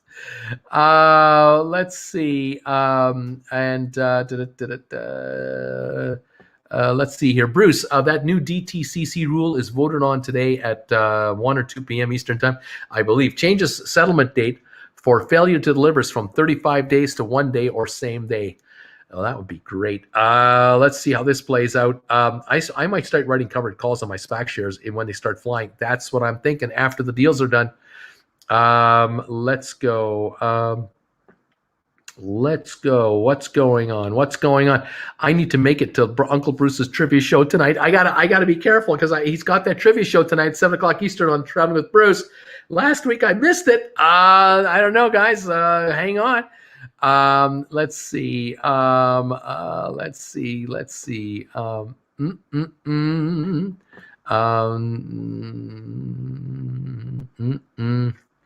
What else is going on? Where we at right now? AMC is at 954, up 54 cents. So much green today. That's good to see. Welcome, Carlos. You betcha. Bruce is speaking my language. I love that dry powder power. Yep, dry powder power. Rock on. Exactly. Let's not. Okay, I've had such a terrible week. Can we start this game earlier? Let's see. Welcome, all of you. 160.39 on GameStop right now. The Dow is up 113 points. The S&P is up 20. NASDAQ up 113. Oil up 22 cents now. All righty. Let's go. What was Auntie Jane going to think with all that whispering? I can't eat anything today. I vomited again last night. Drinking tips from Uncle Bruce. Let's see. The Stonk Whisperer. You might want to eat something. Laugh out loud. Thanks, Dad. Uncle Bruce can sure cut the mustard as he catches up. You're a rock. Roos, thank you, Roos. I laugh out loud. Whispers, I love this community too. Whispers, psst, psst, whispers. Thank you, Uncle B. We still love Dogecoin bagels with Bruce and vaping with Vic. Oh man. Let me see here. Gosh, I try to catch these comments. Quick. Let's go.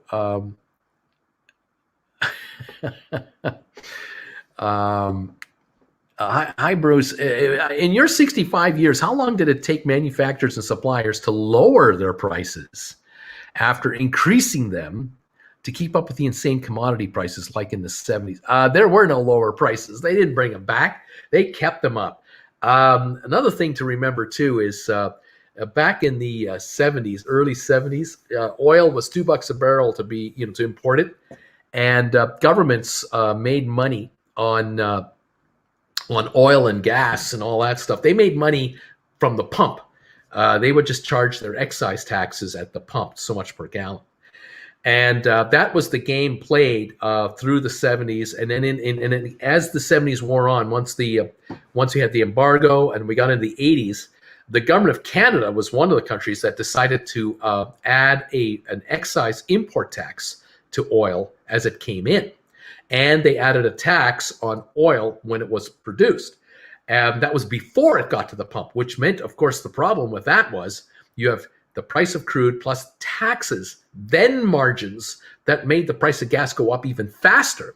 And excise taxes in the oil and gas business are usually per liter or per gallon.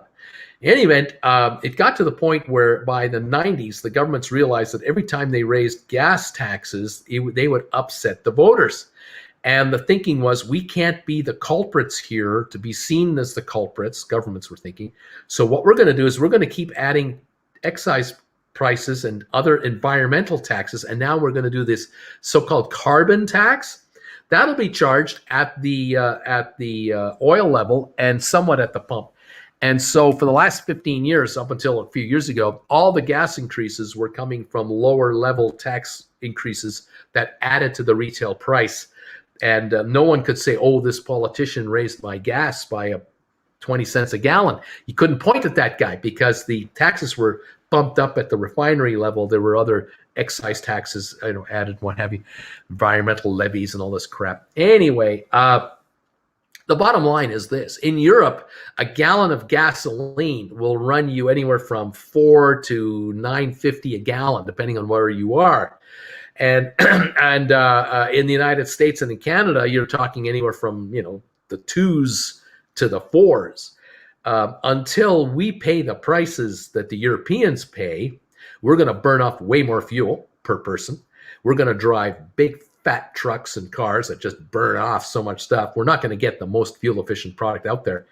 And we're going to keep polluting the atmosphere. It's just the way it's going to go. And of course, governments are shortchanging themselves of the potential of a lot of revenue in a way, because of course, if you raise the price of gas, you increase the efficiency of the fleets because people get crafty and go, oh, I'm going from an 8-cylinder car to a 6-cylinder car. I'm going to go from a 6-cylinder car to a 4-cylinder car. I'm going to go from a gasoline 4-cylinder car to a diesel 4-cylinder car. I mean, we find ways to reduce.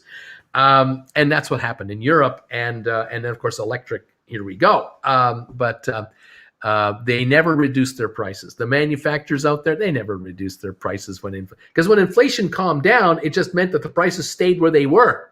They didn't go back. There was no refunds from manufacturers or people down the line. They just kept their prices at these new inflated prices, and they just didn't raise them anymore. And so we had this new cost of living that just stayed there now and then slowly went up from there. So it never goes back. You never get it back. Anyway, what can I tell you? Welcome all of you. Welcome, Carlos. Welcome, Carlos. And let's see. Bruce, I'm seeing a ton of headlines saying GameStop is unshortable. And some of the media is actually saying hedgies are insane to not give up their short positions. Are we starting to see the tipping point? Oh, this is a possibility. This is a possibility for GameStop shares. If it is so overshorted as we know it is, and it is so artificially shorted as we pretty well know it is, we know that institutions hold 100-something million shares of the stock when only 73 million exist. We know this.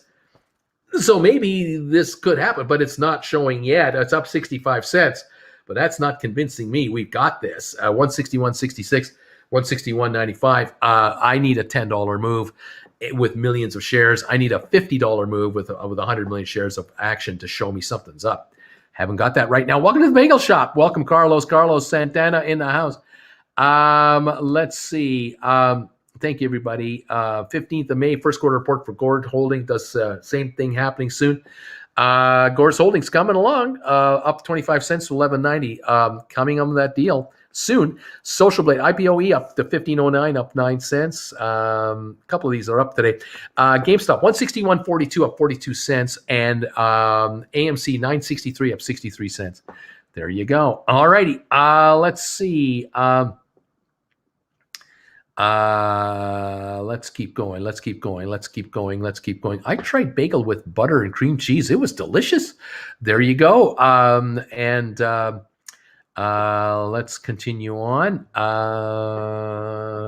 Yeah, here we go. I mean, if it's in an IRA, if GameStop goes to 1,000, that's like 6 times your investment. If IPOE goes to 400 in a few years, that's a bit more. Right. Patience makes you money. Lots of money. Thank you for the warm welcome. Carlos says, you got it, buddy. Welcome to the channel. Another new member. We love new members. Let's see. Thank you, Nick. Thank you, Nick. If you really want all of us to be rich, you should really have to talk with Andrew More Money and you Atobit. If you want, I can send a message to them and you can talk on your YouTube. Thanks, Nick, but I'm okay. It's all good. Jonathan, people can't go to a strip club, get drunk, and throw money at naked people, so they're doing it on Discord, and the money's being thrown at Bruce.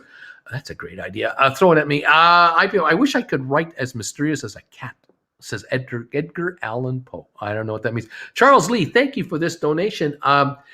Thanks for your insight on stocks. Hang on a second. I gotta get my messages cleared up.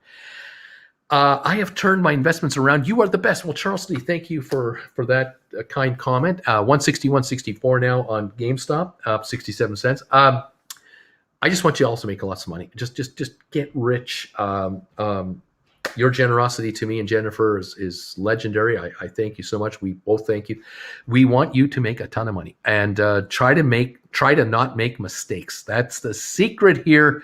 Don't make mistakes. Okay. Let's see. What else is going on here?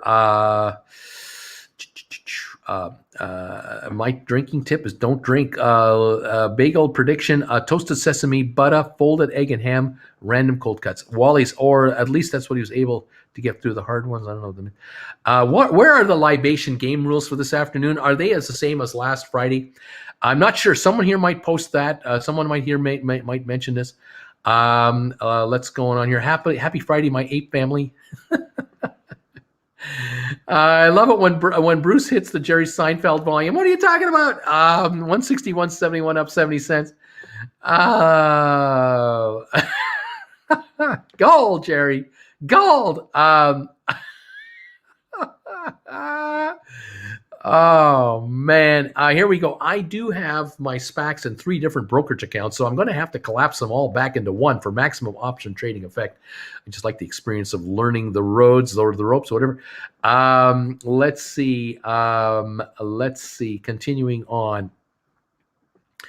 Thank you, guy. Going here. Ashley Parcells got that financial feminism going for her. Jen would love that. Keep it up, girl. Exactly. Welcome, ladies, to the show. All kinds of ladies joining us all the time. And the gals, you're more than welcome here. I just love it when I have more female viewers and my female members coming in. It's beautiful. Thank you all. JF, but you have also taken into consideration a huge size of both of your countries. I'm not sure what this means, but people are talking to each other. What you save in gasoline in North America, you end up paying for car repairs after hitting potholes. And let's see. The gasoline was over $4 a gallon in California. Freeways are also emptied. China's by far the heaviest polluter. Our country doesn't hold a candle. Yes, but they're also the leaders in electric high-speed trains. They're also building electric cars like crazy. They are pivoting their economy quickly. You got to catch up here. Let's see. Figured here, it's 9.77 Canadian a gallon here in Scotland. Gas is 9.77 a gallon Canadian. Yikes. Anyway, let's see. Stock market with Bruce. How about a dating game sometime? One of our fair members has expressed an interest in being a guest. Just need a host and some contestants. I'm happy to facilitate.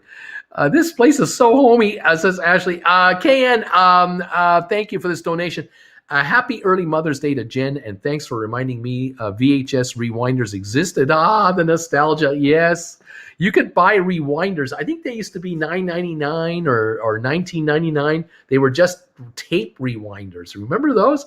You'd watch your tape on the machine. You take the tape out, put it in the rewinder, and I think you had to load it in from the back or something like that, long ways.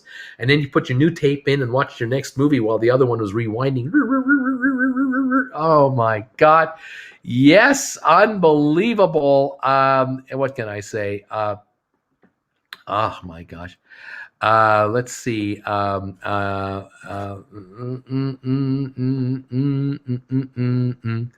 I still have a VHS in the box, never opened. I need to open it and get those old tapes out and watch them. Uncle Bruce, what happens if the mother of all short sales happens in the last hour today, and then we have aftermarket and weekend? What do we see on Monday? I don't know. Stocks will go higher. I'll be on the air all weekend. We'll figure it out. If that happens, don't worry. I'm not going anywhere. Let's see. Oh, man. Let's see. Cheese Whiz, that brings me back. Let's see. Uncle Bruce takes off the sweatshirts. Viewers go wild. 160, 162 on GameStop. Let's go. What else is going on? Let's see.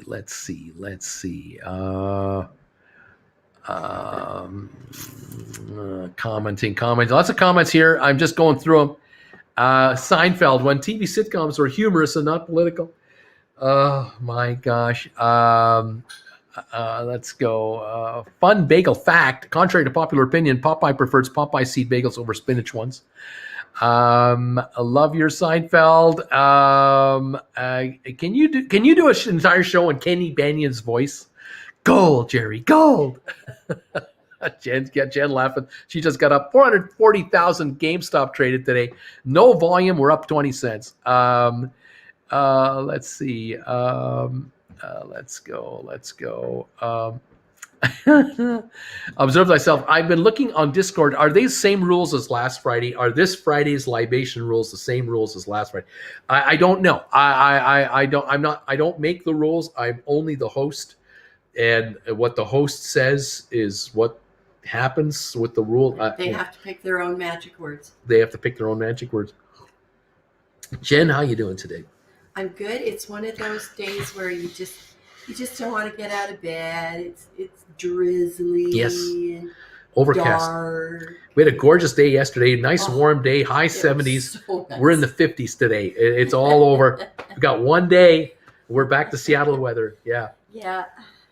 They send it to us, and then we send it over to Medicine Hat. Yeah. Yep, exactly. It's just real dry by the time it gets there. That's right. That's right. That is exactly right.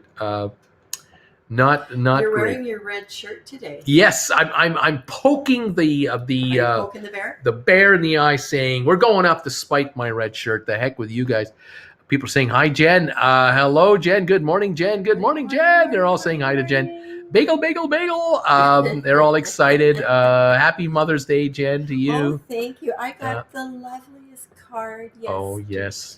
She got a Mother's Day card from her daughter. It was so yes, nice. she said such nice things. She said nice things about her nice mommy. Yeah. She said the world calls me Jen, but she gets to call me Mom. That's true. She does. She does. Yes. It was nice. It's nice to be nice to the nice. And she must have mailed it like 3 weeks ago because I got it actually before Mother's Day. She sent it early. She was on top of me. She knows. Yes. Yeah. She knows. She knows the ramifications of not sending a card on time, because then the one-liners come out, little hints. She doesn't love me anymore. Yeah. No, well, everything I've done for her. It's only the last couple of years that she sent a card. Usually I get the in-person thing. Yes. We would do that, but I usually get the phone call. But true. Yeah. Normally you get the call. She stepped it up in COVID time. She stepped it up in COVID time with writing a card. What a gal. What a kid. What are you gonna do? Well, bagel time. Bagel? What to have? I'm thinking scrambled egg. Like a fried egg. A fried egg version. And I'm just wondering what to have with it. Well, a slice of cheese could be. You could have sliced cheese. You could have. We have some of that really nice and thinly sliced ham. So it just kind of piles up really nicely because it's so nice and thin. You know what would be cool is if you could take a few slices of that ham and then nuke it up a bit to warm it. Okay. And then have that like with the cheese and then the ham and then the egg, butter on the bagel, of course. Help wash it down, and then some ketchup on the side, and we got dipping and dripping. We'll be dipping and dripping and living it up, nice. And watching the GameStop shares go higher. Right now, 161.47, up 46 cents. So there's no excuse now for GameStop not to go to 200 a share. Time to go. 161.21. The market is up 151 on the Dow now, up 33 at S&P, and Nasdaq up 185. A really good day. Even though the U.S. job report was disappointing, it means interest rates won't go up. I don't think anybody was surprised by that. Here in BC, we lost 43,000 jobs in the month of April, but that's when we got our big lockdown in again. The lockdown. So, of course, people lost their jobs. Right. We got the variant, folks. We got them variants up here.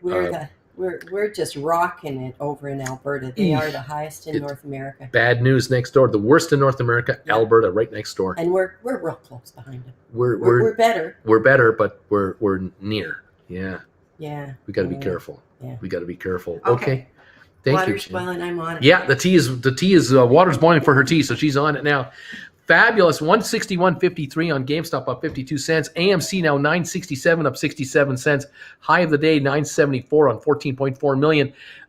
You want to make some money on AMC today? Write call contracts against your stock today. Take advantage of this price move.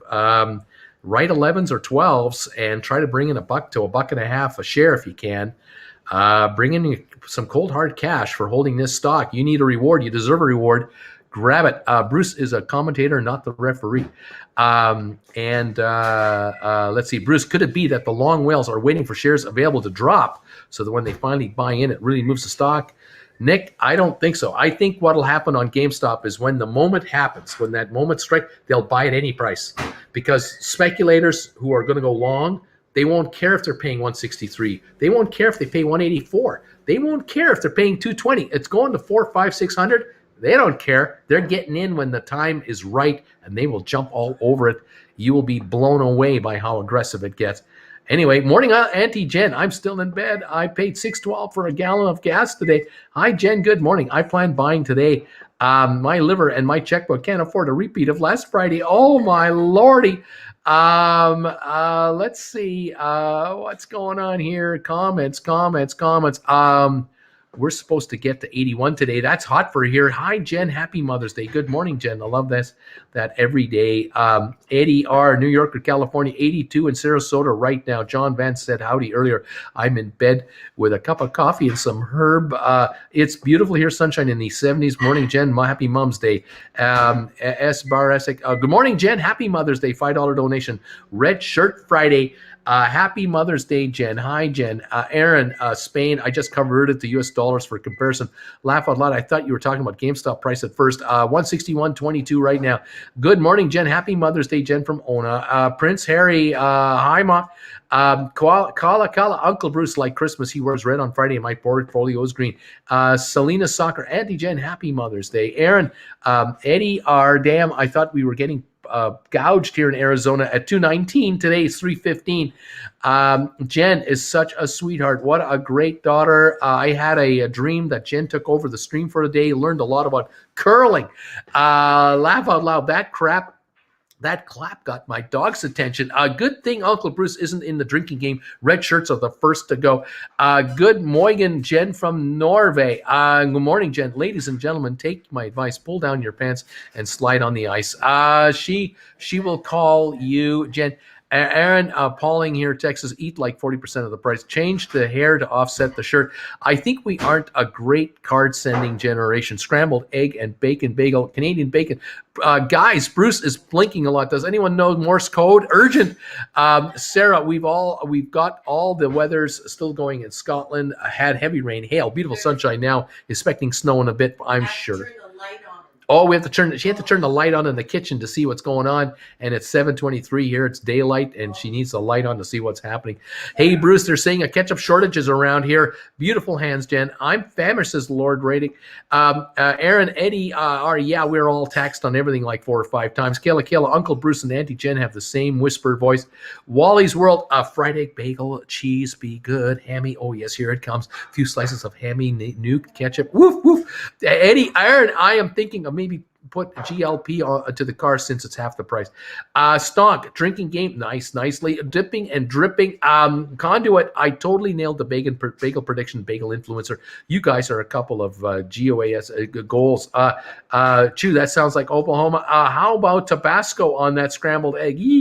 Aaron, a trick to avoiding taxes is becoming a billionaire. Good morning, Bruce and Jen from Maxwell. A guy just walked into me and said, I'm listening to you, and he asked me if I'm listening to a podcast about bagels. City Bowl Donuts, coffee, got to get some here today. Nick, cracking up at the Bruce ordering here. Barry Jam, a man of culture. Michelle. Aaron, pulling, if they're actually spending their taxes on things needed, I wouldn't mind, but I'm not being the case when it hurts more.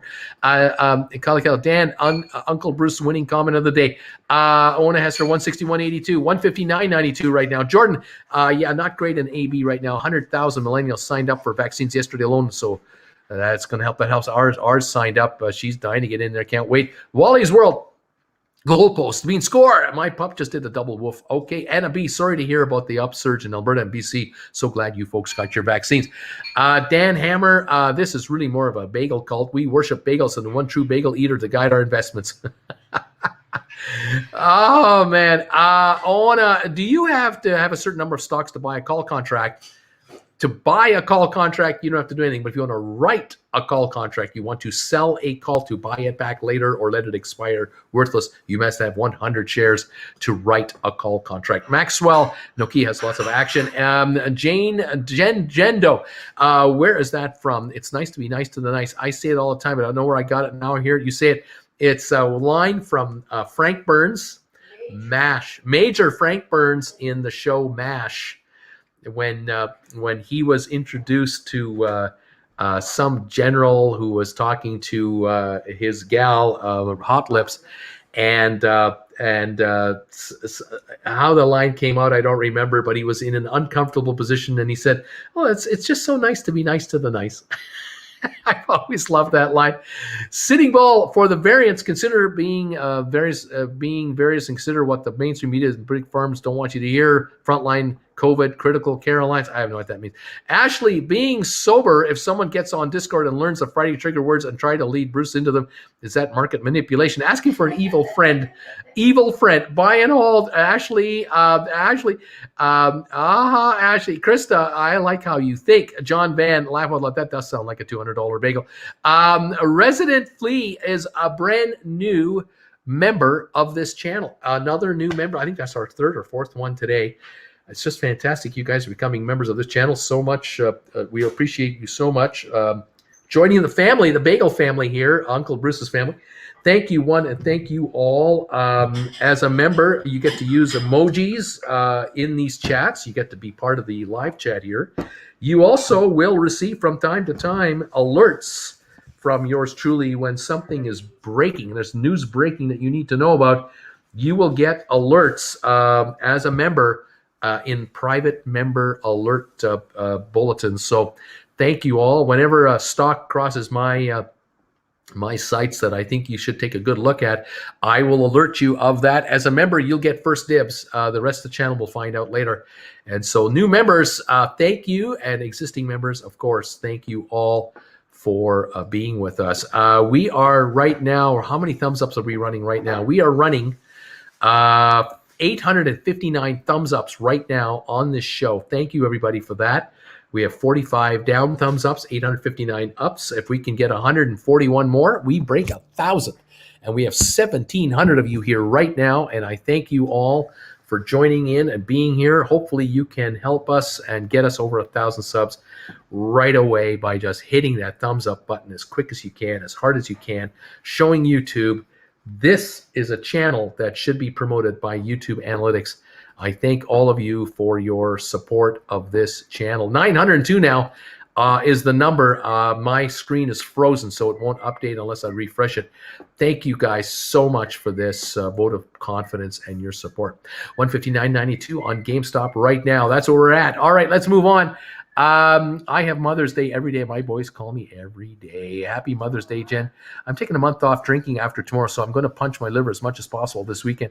Welcome new members, says John. Welcome new Flea. Us apes used to be those. Hello all, says Resident Flea. Uncle Bruce, can I ask a question about a margin call? Ask anything. Welcome to the family, Flea. Would Jen consider narrating your members only videos? She could read your input or present her own. She brings the light.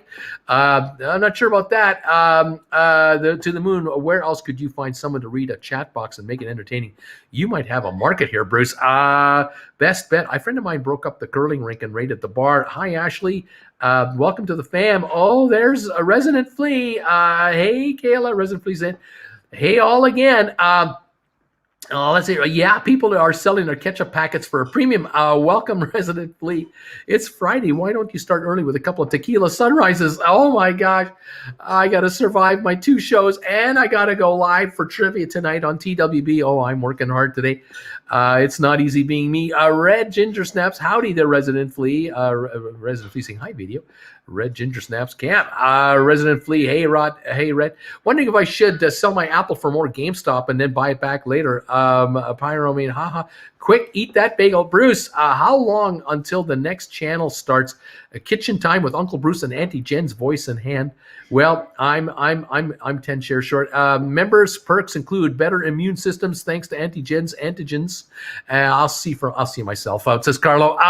Carlos, hi Uncle Bruce. Margin call question: if there are 100 stocks in existence, but we see an additional 200 naked, you said they have to buy back all the shares. What happens to those extra shares? You see, there you go. So the thing is, if there's 200 shares actually shorted, then 100 were borrowed and 100 were not borrowed, but there are now 300 shares trading out there. Because if there's 100 originally out there and there's 200 more have been shorted, there's 300 shares now flying around out there. So if one of the 100 guys wants out, they buy their 100 back at whatever price they have to pay to get it. Now they get back their 100, and there are technically now only 200 out there trading around, 100 long, 100 short. If the other shorter wants to buy back their stock, and they can convince whoever has it to sell it to them at whatever price they have to pay and offer to get it, they buy that 100 shares back. Now there's only 100 trading out there, no shares shorted, and we're back to zero.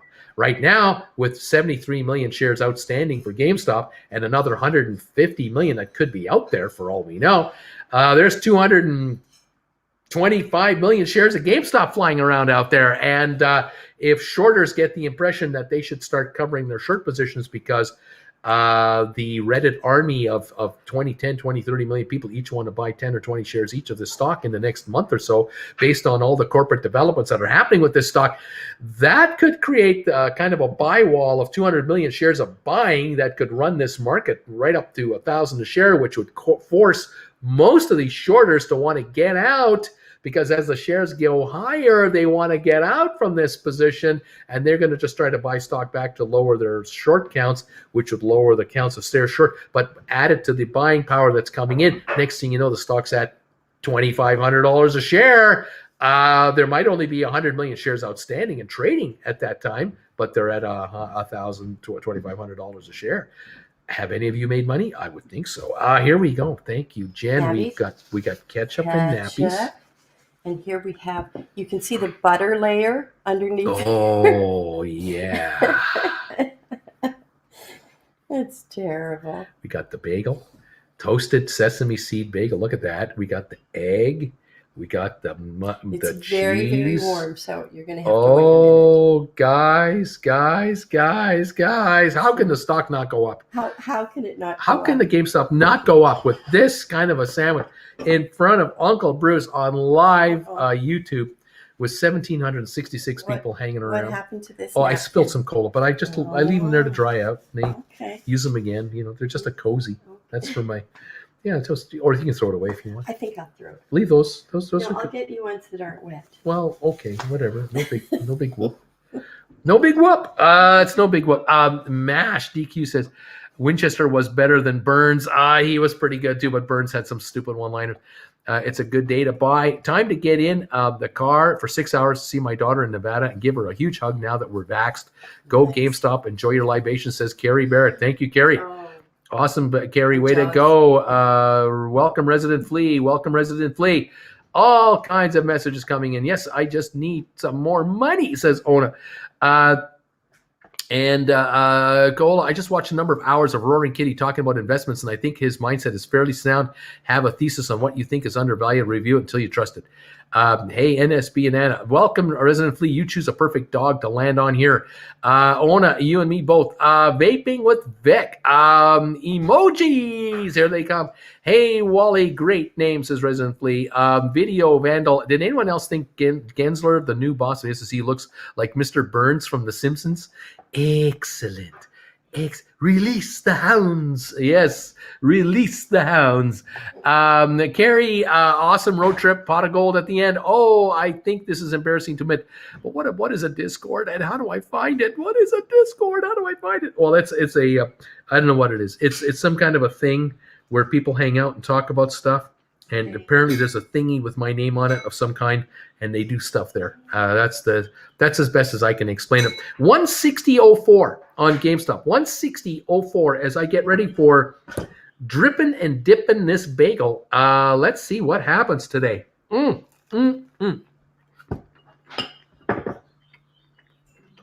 Oh, yeah. So good. The ham, the egg, the cheese, the butter, the bagel, the sesame seeds. Woohoo! You gotta love it. All praises go to the one true Lord, Overlord, Jen. Yes. Thank you for you. Yes, MASH. I always loved it. And now lately my husband has it on repeat. Give Uncle Bruce those thumbs ups. It's app program used to chat Marianne. That's what it is. You can get it on your phone or on a computer. Marianne, it's an app and you can chat with people in different rooms. Conduit, let's go. Rock on. Uncle Bruce sent you an email about battery recycling. I hope your market research uncovers opportunity. Right on. Cheers, everybody. The bagel is happening. 160.36. Go GameStop.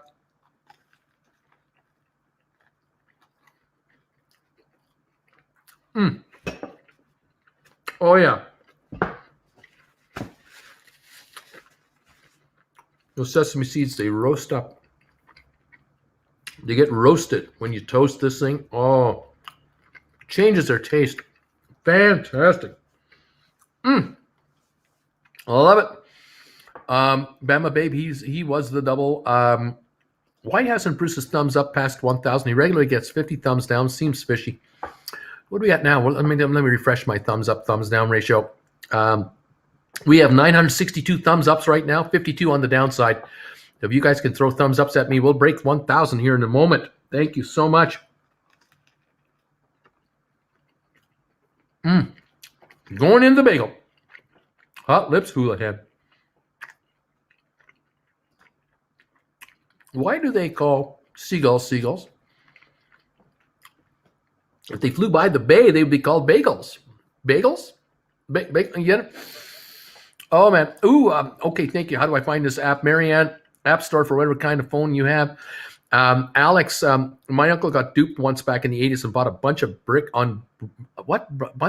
near the Holland Tunnel, New York, thinking it was VHS in the box. Ketchup shortage? Did you hear there's a chlorine shortage for swimming pools in America? We've heard that. Bruce, has Jen ever considered using a sock puppet with googly eyes to use when she talks?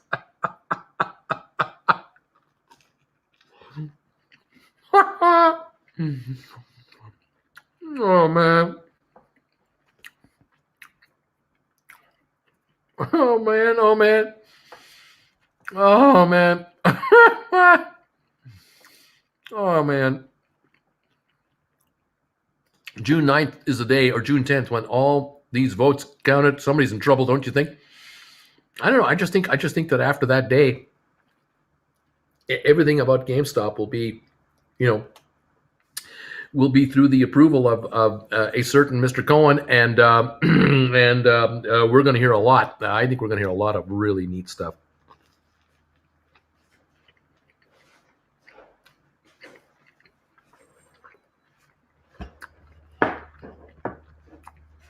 Going to be exciting, kids. Slice that apple.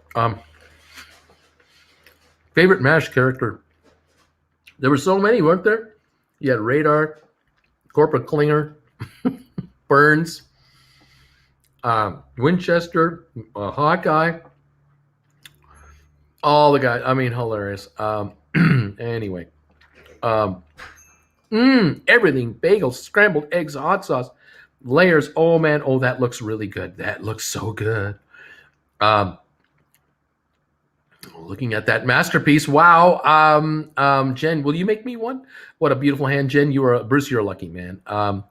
Mother of all bagels. Bagel looks like one stack. Oh, yummy. I'm hungry. I need to go to the gym. That bagel looks delish. Look at the bagel on that ham and egg. Heart attack on a bagel. Another beauty bagel. I'm thinking of about changing my apartment to just be levels. Damn, that bagel's making me hungry. Carrie, drive safe. Enjoy windshield time. Happy Friday. Bruce getting called out on his desk trash. Stomach's growling again. Wish I could eat a bagel every day, but God decided to short my metabolism. I wish I was a loofah. How can you buy more of 77 million real shares than 77 million real shares? After yesterday, I'm thinking Gessler. I'm liking him more and more. Bagel. Bruce, it's just like Brad Pitt in Ocean's 11, always eating in every scene. There you go. Mm-hmm.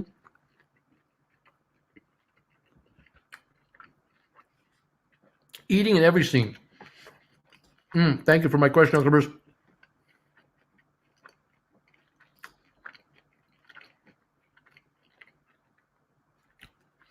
Well, if they sold stock at $1,000 a share, brought in, $10 billion or something.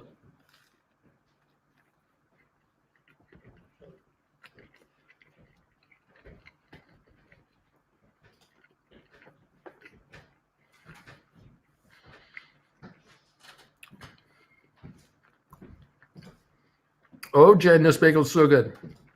Well, the cat actually ate some of the food I gave her. Ah. Always a step up. Yeah.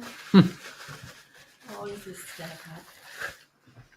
So thank you, everyone, for your Happy Mother's Day wishes, and Happy Mother's Day to all those mothers out there, be it your mother, someone else's mother, a grandmother, someone who just tends you. Lots of different kinds of mothers. That's right. That's right. Yeah. And Father's Day comes up in June. I know. Yeah. Cool beans. My dad's birthday was always really close to Father's Day, so very, very many years. He kind of got shortchanged. Happy birthday, happy Father's Day. Yeah. It's like the kid having a birthday on Christmas Eve or, December 20th or December 27th. My sister, she's too close to Christmas, but I have more than made up for it in my adult life. There you go. I think so, yeah. There you go. So, yeah. Rock and roll, man. I think those people should just arbitrarily pick a day in July, right? Like pick somewhere where people are more conducive to being able to have just a birthday party with you because they're not booked up on Christmas events make it like stressed out on cookie making. Yeah, like July 15th every year is happy birthday to all the people in the world who have a birthday near a national holiday or everything. Well, everyone's on June. You give them a gift on July 15th as a special day to single them out and say, hey, that's right. I ignore you at Christmas, but here you go, July 15th. Here, it's like Thanksgiving. And we know in America, Thanksgiving is a big hoo-ha, and they get all their family together. Decide that that's your birthday. Make that your birthday. See? Everybody comes in with a gift. Yeah. Yeah. Smart. That's right. Smart. Yeah. Yeah, that's right. Okay, I'm off. Okay, Jen. Go get them. We'll see you later. Okay, thank you so much for this bagel. Half down, half to go. Woohoo! Go GameStop. Go GameStop. Look at that bagel, baby. Oh, yeah. We got the other half of the bagel. We're at 160.50. We need the stock to go up. That's what we need. It was at 161.21 when I gave you the bagel. No, it was at 160 something when we. It's been jumping around. 161.21 when I first came out. Yeah, that's right. Jumping around. 160.85 going up right now. There it is. It's going. There you go. It's going. It's happening. The Dow is up 138. S&P up 30. NASDAQ up 184. Woohoo! Go GameStop, please. Do you know that our Canadian dollar is the highest it's been against the American dollar since 2017? I think it was 4 or 5 years.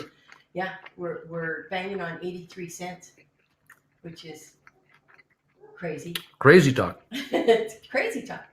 We don't believe it. We're a resource country. We don't like having a high dollar. We don't believe it. We don't think it's going to last. We don't believe We're used to our dollar getting crushed back to the 70-cent range. That's right. Yeah. Anyway. Oh, man. Oh, yeah. The ham, the egg, the cheese, the buddy, the sesame seeds. Oh, yeah. Are you dipping or are you dripping? Are you doing it all? It's a series of tubes. Easy, easy, easy. I love how helpful your bagel fam is. VGAC is looking good. Is it? VGAC? VGAC. Up to 10.06. Up a nickel. Yay. Gore holding up a dime. Social Blade IPOE up 22. We gotta love that. GameStop's 160.15. We need a run. Let's see. Yeah, here you go. I chuckle. I do the same thing with my wife. That napkin is only partially used. I can use it for something else later on and really get the utility out of it. But no, they get thrown out. Unbelievable. Yep.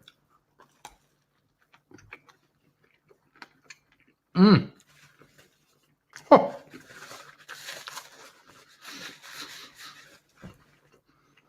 So good. Jen's got you spoiled. Hey, Uncle Bruce. I watched 3 movies last night because I couldn't sleep. Blazing Saddles, History of the World, and Cannonball Run. I never laughed so hard. Have you seen these movies? Blazing Saddles, classic. History of the World, and Cannonball Run, goofy stuff. Yeah, we watched Ocean's 12 last night. We had watched Ocean's 11 2 nights ago. Last night we watched Ocean's 12. Guess what we might be watching tonight? Just take a shot. Cannot do chewing sounds. Sesame seed, cell. I'm done. I need a bagel fix.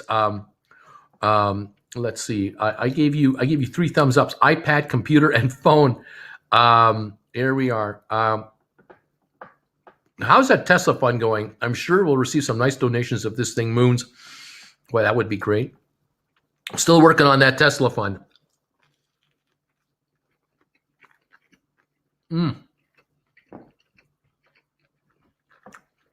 wow. Oh, wow. So good. I consider chat my reward after thumbs ups. Oh,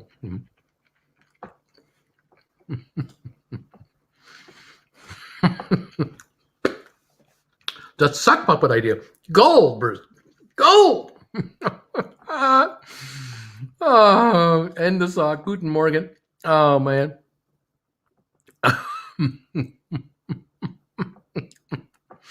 We got 1,000 thumbs ups. I love puppets. Sock puppets. I love sock puppets. Oh, no. Oh, my God.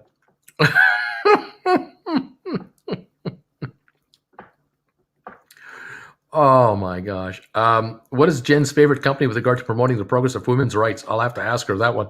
The end scene of Ocean's 11 is going to be with us, Bruce. We're going to be there one day at the fountains, watching the fountains in Bellagio.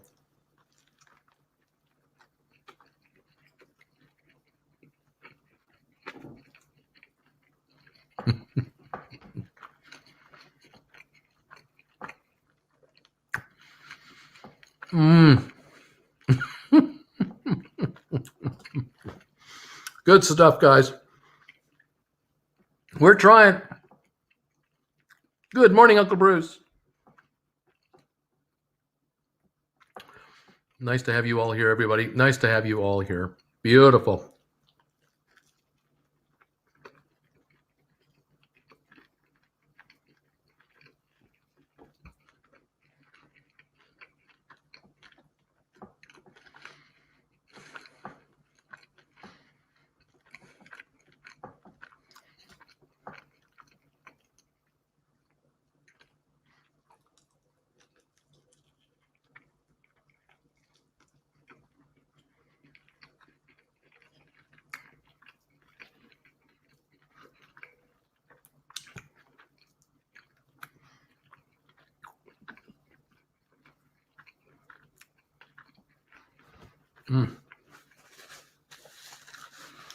One of my favorite scenes for the end of a movie is Field of Dreams.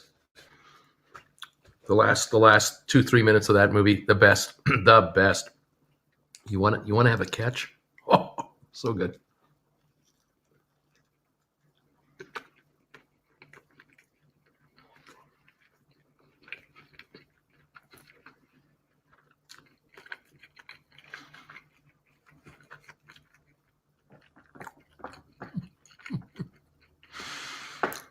Did you know women can touch their elbows behind their back? That's crazy. Last Friday, I passed out on my keyboard.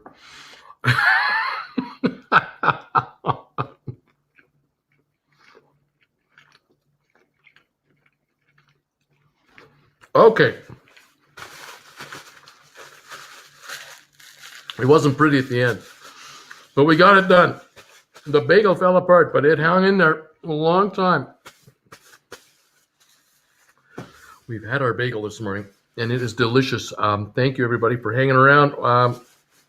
We're at 160.34. I think we're unchanged. But maybe we've teed it up. Maybe we built a solid base for this stock to take off from. Can we hope for the best? Oh, my gosh.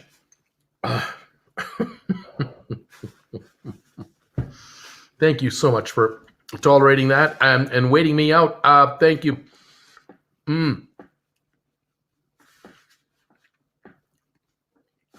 Oh, here here we go. I want to take pictures of the fog this morning, but I missed my chance. I guess I could do it tomorrow. How about that? Oh, no. I got thrown out of the house.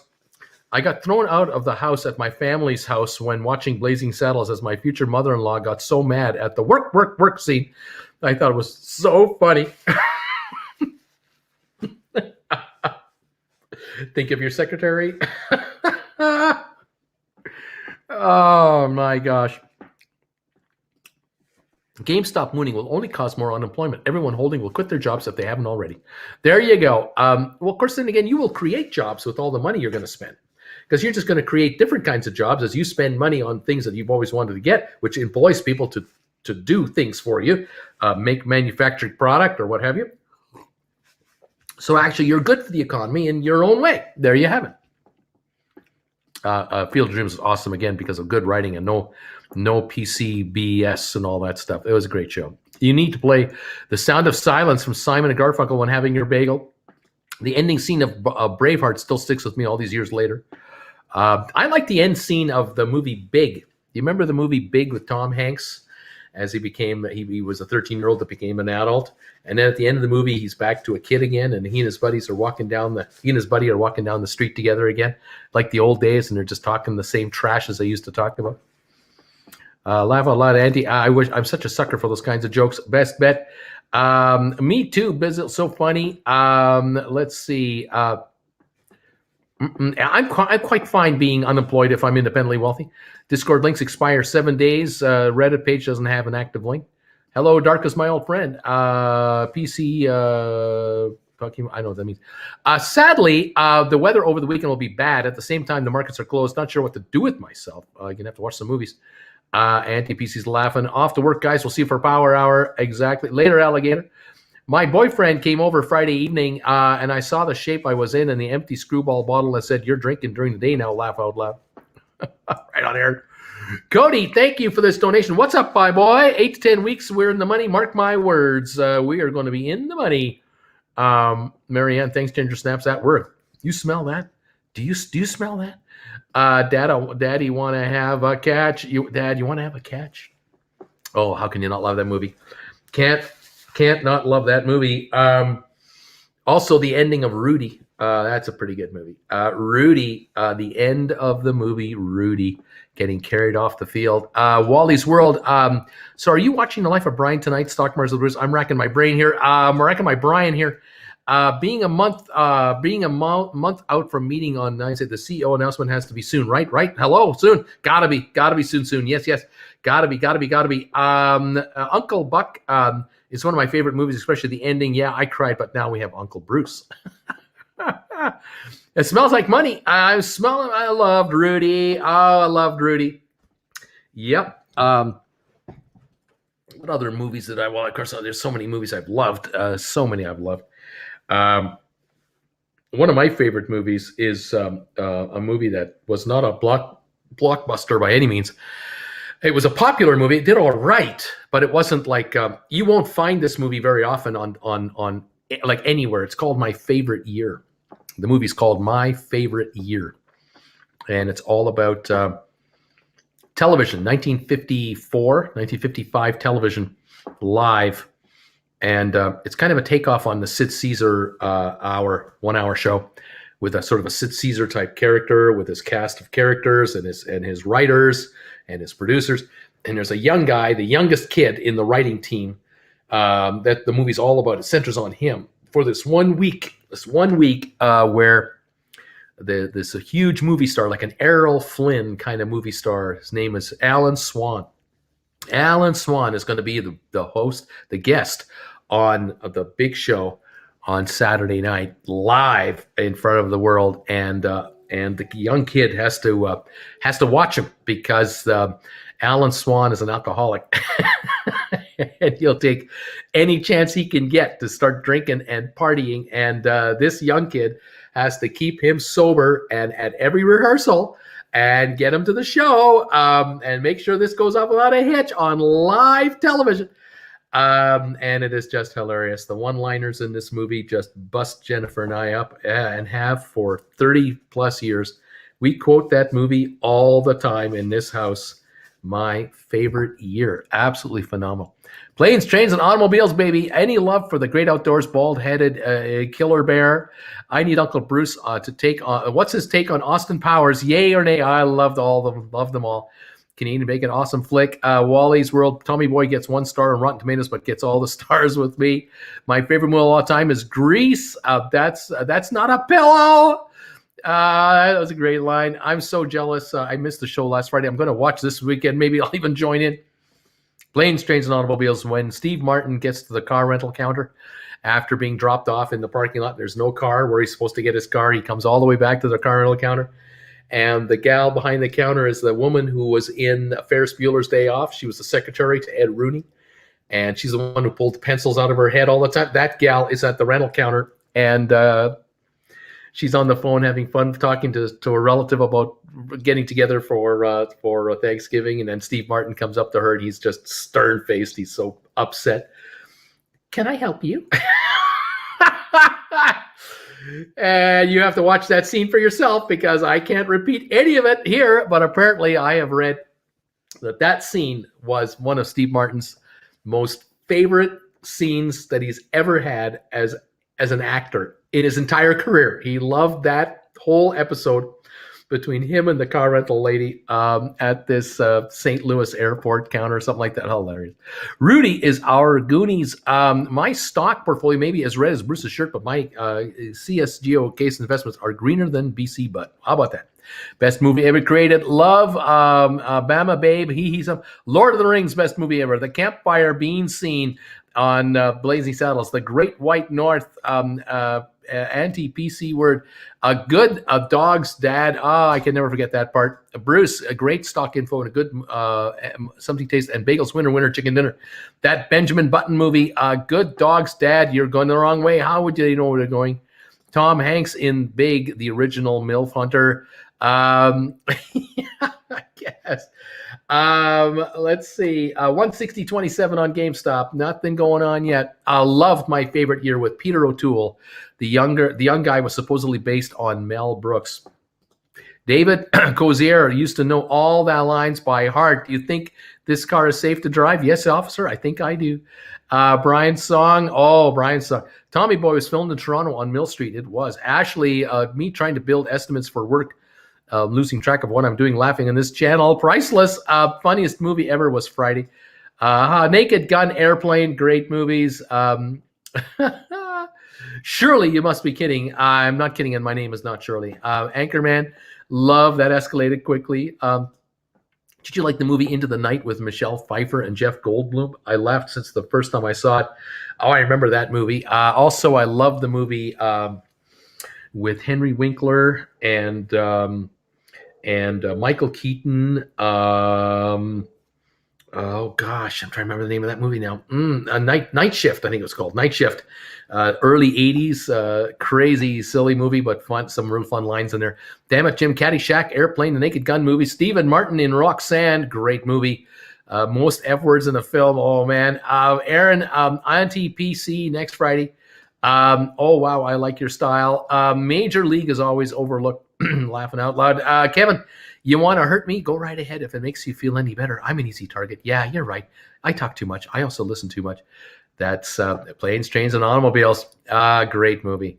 Powder was an awesome movie. Don't think people realize Blazing Saddles was satire about certain people. Joe and the Volcano. I could be a cold-hearted cynic like you, but I don't like to hurt people's feelings. Well, you think what you want about me. I'm not changing. I like me. Yeah, great line. My wife likes me. My customers like me because I'm the real article. What you see is what you get. That's right. John Candy, Polka King of the Midwest. John Candy, Home Alone 2. Oh, hilarious. When I was a young boy in Bulgaria. Wally's World, the movie, The English Patient. All the Rotten Tomatoes there. John Van, Get Him to the Greek, and of course, I love all the John Hughes movies. May he rest in peace.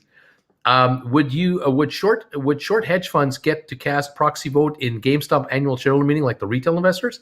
Are they allowed to vote? No, they don't. If they don't have it, they're short. They can't vote. Only if you're long. You have to be a registered shareholder to vote. If you're not, You're not going to vote. If you're shorter, you're not voting. How about the Vacation? It's all about the quest. Who is Michelle Pfizer? Night Shift. Laugh out loud, Michael Mitchell. Night Shift. Yeah. I love the scene where Henry Winkler is in the subway car and he's riding home. He's just sitting in the bench, and this guy comes up to him, and he's playing a saxophone. He's supposedly a blind guy.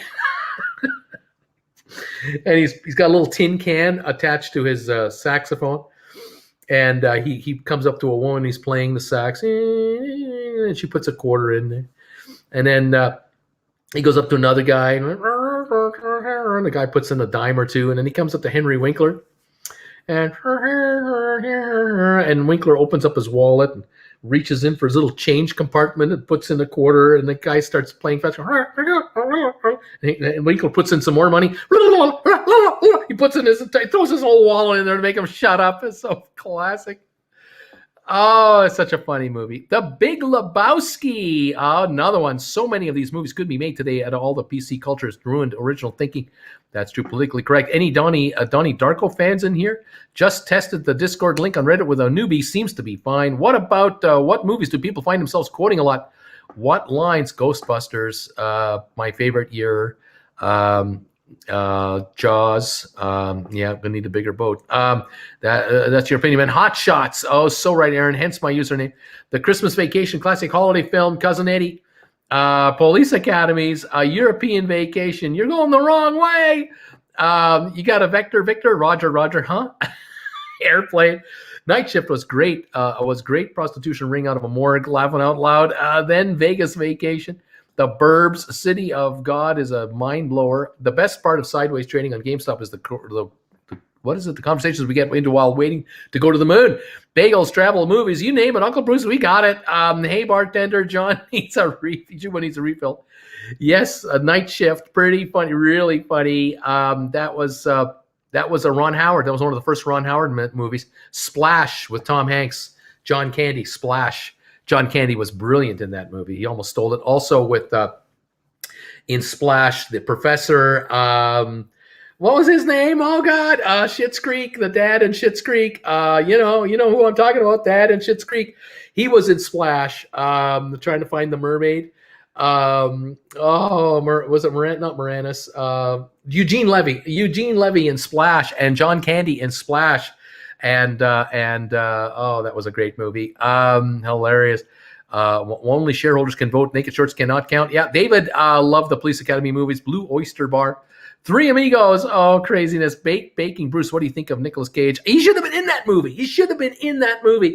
I loved Nicolas Cage in Family Man. I really liked him in that movie. And there was a very beautiful scene between him and the two children. He was changing the diaper on the little boy, and the young girl, who was supposedly 3 or 4 years old, figured out that he was not the real dad. That she figured out that he wasn't the dad that they're used to, and he's kind of noticing that she knows that he's not the dad, and she says, "Are you an alien?" She's about to cry, and he had to calm her down, and he did. He said, "No, I'm a good guy. I'm a good guy." Such a great scene. A great movie too. Love that movie. Would love to hold GameStop till a shorty comes us ranting and raving about how unfair and high the price is. We just stare and raise an eyebrow and say, "Do you have a receipt?" That's right. Do you have your contract? And your whatever. Kelly's Heroes, don't hit me with them negative waves so early in the morning. Anti-PC, yes. John Hughes, awesome. Fun fact, my landlord for my warehouse did the sets for a lot of those movies. Sugar-free movie idea. Bruce as the mayor of Townsville. Jan as Ms. Bellum. Bruce can be 4'8", and Jan can keep her face a secret. There you go. Bama Babe, Aram. Powder was one of my favorite all-time movies. My favorite year, 1982, with Peter O'Toole. Correct. There were a number of beautiful, phenomenal actors in that movie, and the support cast, brilliant. You watch that movie a second, a third time, you see all the little things that were happening, other than the main actors speaking. The other actors in the background doing their expressions are just brilliant. So good. My wife's My wife's boyfriend freaking hates me. What should I do? Makes friends with this guy. Watch Rudy with him. You'll be fine. Obama Bade, yes, heartstrings were tugged. Michelle, one of the most beautiful women you'll ever see after Jen, of course, Michelle Pfeiffer. Postponed till June 002. I'm not sure what that means. Wow, Aaron, so cool. Which was your favorite Hughes movie? Mine was Breakfast Club. Yes, that's the one on Golden Pond. My dinner with Abed. We need to watch Long Parties with Bruce on these comedies. I'd watch that. The Dude Abides. Sparkle Emotion. So many old dudes crying about politically correct culture. Let's see here.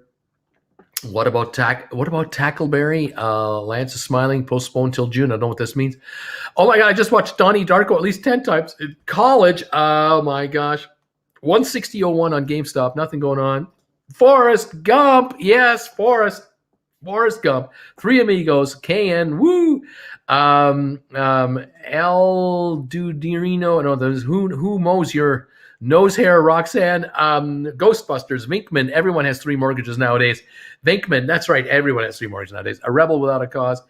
Anti-PC. Ferris Bueller's Day Off. Love that movie. Super bad. Never laughed harder in a movie theater. Eugene Levy.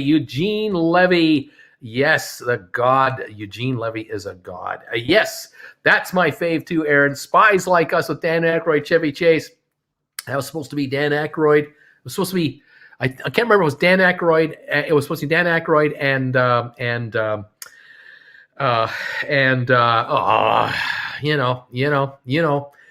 Blues Brothers, his partner in Blues Brothers, John Belushi, Dan Aykroyd and John Belushi, but it turned out to be Chevy Chase. Eugene Levy, have you seen Interstellar? Love that movie. I lose it every time. The music is amazing.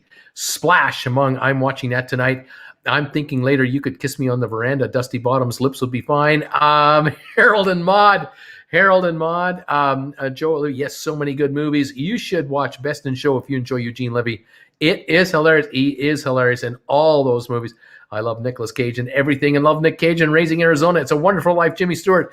Nicolas Cage in Con Air was best role next to Leaving Las Vegas. Fridays are always a little more loosey-goosey with Uncle Bruce, and in the chat, I'm here for it right here, right now. Saving Arizona, pretty good. I know Die Hard was Bruce Willis. Love that too. Raising Arizona. Love Saving Arizona. Wally's my fave Christmas movie. Moonstruck, Cher and Nicolas Cage. Leaving Las Vegas, hell yeah. The Deer Hunter. Fridays are laid back stock markets with Bruce Berry Jam. This is the way. Nicolas Cage in Kick-Ass was surprisingly good. Kevin Spacey in K-Pax, brilliant. Kevin Spacey in The Usual Suspects. Great movie, The Usual Suspects. I just woke up. What's GameStop? The volume so far. Volume on GameStop? 790,000. Yuck. Nothing going on. Just haven't seen Cage do anything wrong. Dutch Bank of America is reporting that we're in a steel industry bubble. Prices have tripled. Watch Rudy with him. Laugh out loud.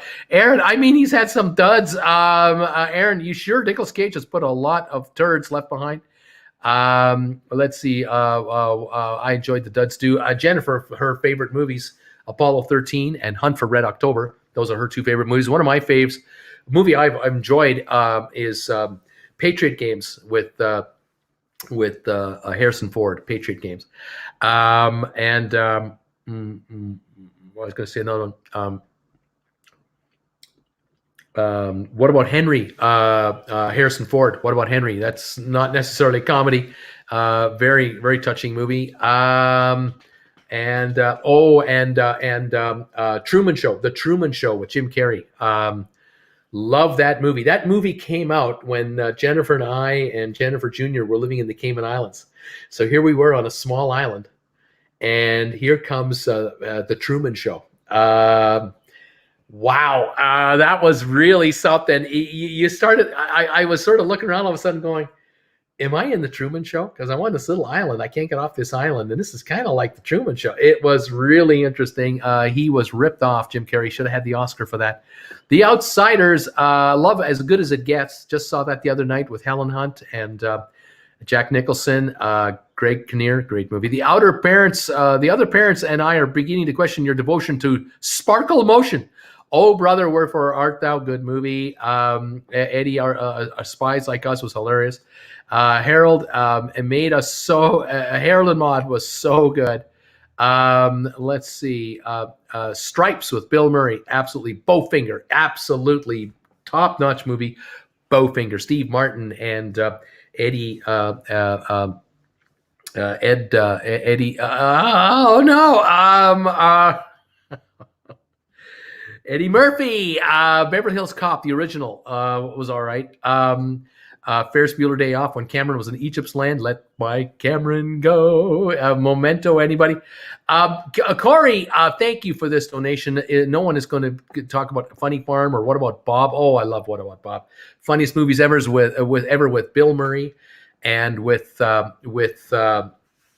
gosh.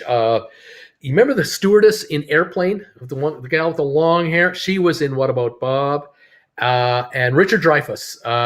And apparently Dreyfuss and Bill Murray did not get along. They were not friends and do not get along. It was interesting, but that movie came out beautifully. Romancing the Stone was pretty cute at the beginning. The introduction before surgery, Doctor, haha. Arthur, I loved Arthur, the original Arthur, not the remake.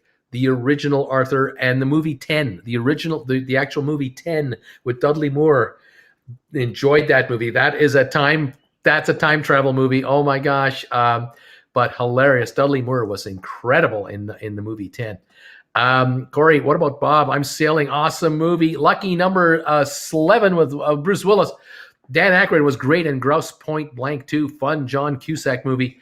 The Most Fitting Movie. Trading Places. Oh, loved it. Nicolas Cage, everything so far. How about that 8 seconds movie where you can foresee 8 seconds into the future, or 15 seconds? 789,000 volume GameStop volume for ants. Nothing going on. Truman Show is awesome. Witness, Relentless Natives. Nicolas Cage is the greatest over actor, and he knows it. Just a beautiful thing to see every month, a new one. How am I not in this movie? Truman Show was so good. It was such a testament on TV culture. Jack Bauer, Anna B, love that movie too. He was Cable Guy. Man on the Moon with Jim Carrey, the best performance by far. Sharknado, anybody? Sharknado? No. We're all Truman. You'll see soon. Cable Guy. Anything with Cary Grant. I love Black and White. I love the movie. The love story with Deborah Kerr or Deborah Carr, I guess. Think I can remember the name of the movie right now? Can't remember it. The one on the ocean liner coming across the ocean. I really enjoyed that movie. Dan Hammer, how has no one mentioned Stand By Me? What's up with that? Dan Slaughter, Truman Show must have. The Truman Show filmed at Matt Getz' family's house. Anna, Jack Bauer. Hey, Jack, how you doing? Waffle, I wanted so bad to see what happened when Truman got free. I wanted to see what was going to happen to him. Top Gun, to pick it apart. Mr. Mom, good morning. Vietnam with Robin Williams. Goonies, lighten up Francis. Stripes. Goldfinger is so good. Bowfinger. Footloose and Dirty Dancing. It makes me irrationally mad that Carey didn't win the Oscar for The Truman Show. That's it. He won the Golden Globes. Didn't win the Oscar.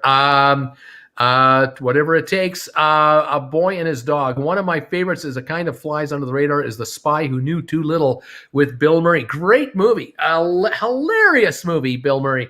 Absolutely loved it. Also, of course, the Groundhog Day. Bill Murray Groundhog Day. Beautiful. East of Eden, James Dean's best.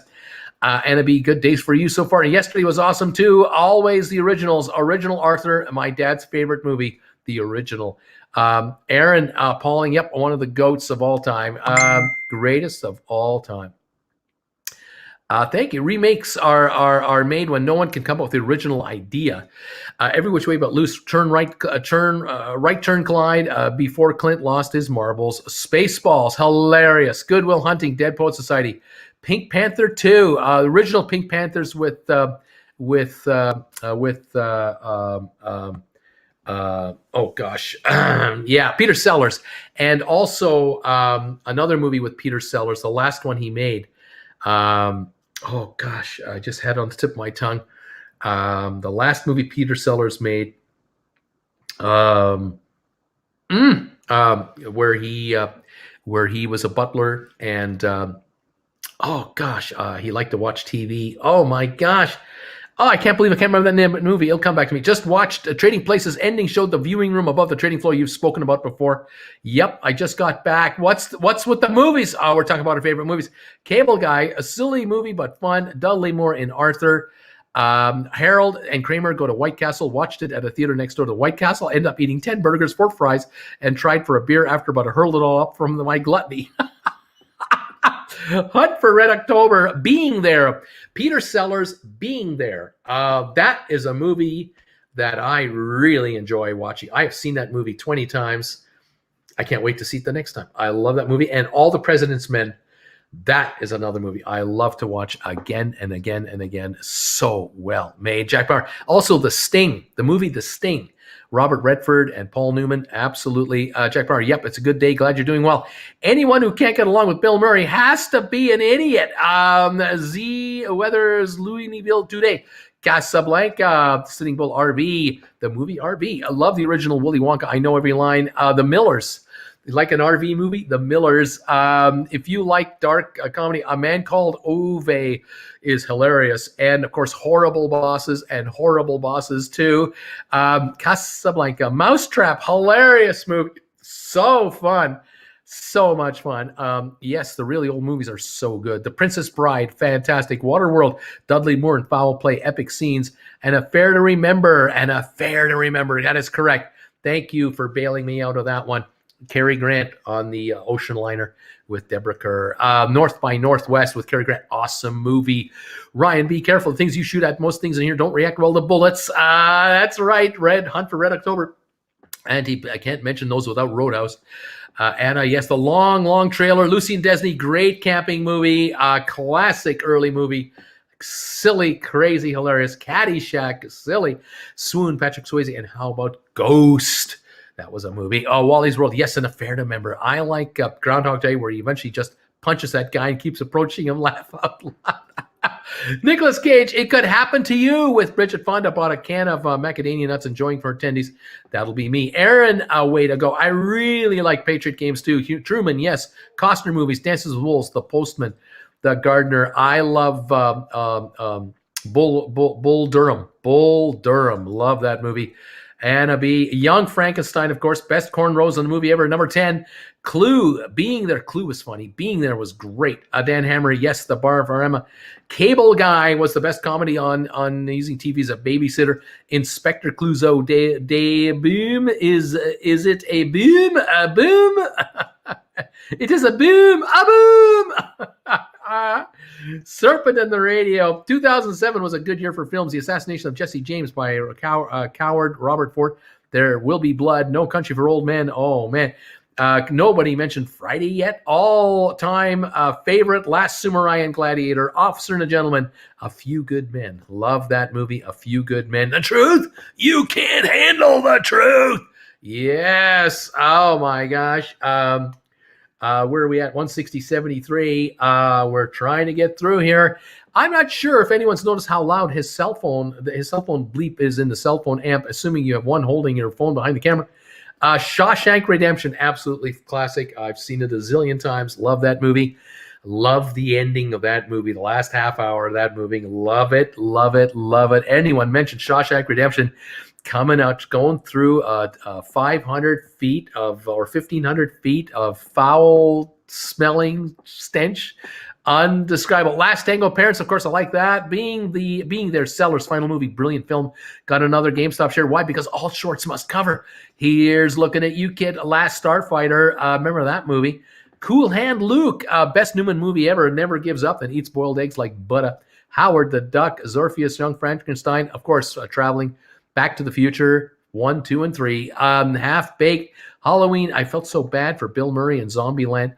I swear Bruce never runs out of breath of things to say. It's pretty amazing. Fish Called Wanda, great movie. Roadhouse, Dallas Does Texas. Loved Tombstone, I'll Be Your Huckleberry. Anna B. Thumbs. Alien and Aliens. I liked Aliens more. Sandlot, The Natural. All kinds of great movies, guys. What can you watch on the weekends? Entrapment with Catherine Zeta-Jones. The Jerk. Oh, love that. America's Sweethearts with Catherine Zeta-Jones. And Cusack, love that movie. Moneyball, oh, that's a good movie. Old Time Hockey, how about Slapshot? Absolutely, Slapshot. Groundhog Day, my Jen's mother was in Moonlight, Screen Actors Guild, Shoulder to the Way, The Never-Ending Story, The Fugitive, and the U.S. Marshals. Love The Fugitive more. Gotta get to work. Mac just crossed. Jack Bauer, Little Nonsense Now and Then, relished by the wisest men. We're at 160.80 on the GameStop shares. We're at AMC at 966, up 65 cents. Microvision up 90 cents to 14.90. We've got Fifth Wall down 4 cents. Vector Acquisitions down a dime. NavSite unchanged. IPOE up 18 cents. Gores Holdings down 3. VGAC up 2. Starboard down 4. Fortress up a penny. Vanek Vectors up 4.10. Home Depot down 54 cents. International Business Machines down $1.60. Dow up 155 points. Microsoft up $4. Apple up $1.30. Tesla up 14. Yay! Bed Bath & Beyond up 47 cents. BlackBerry up 37 cents. Cruise ships. Royal Caribbean up 303 to 83.70. Norwegian up 59 cents to 28.40. Carnival up 63 to 26.58. Banks are still under some pressure.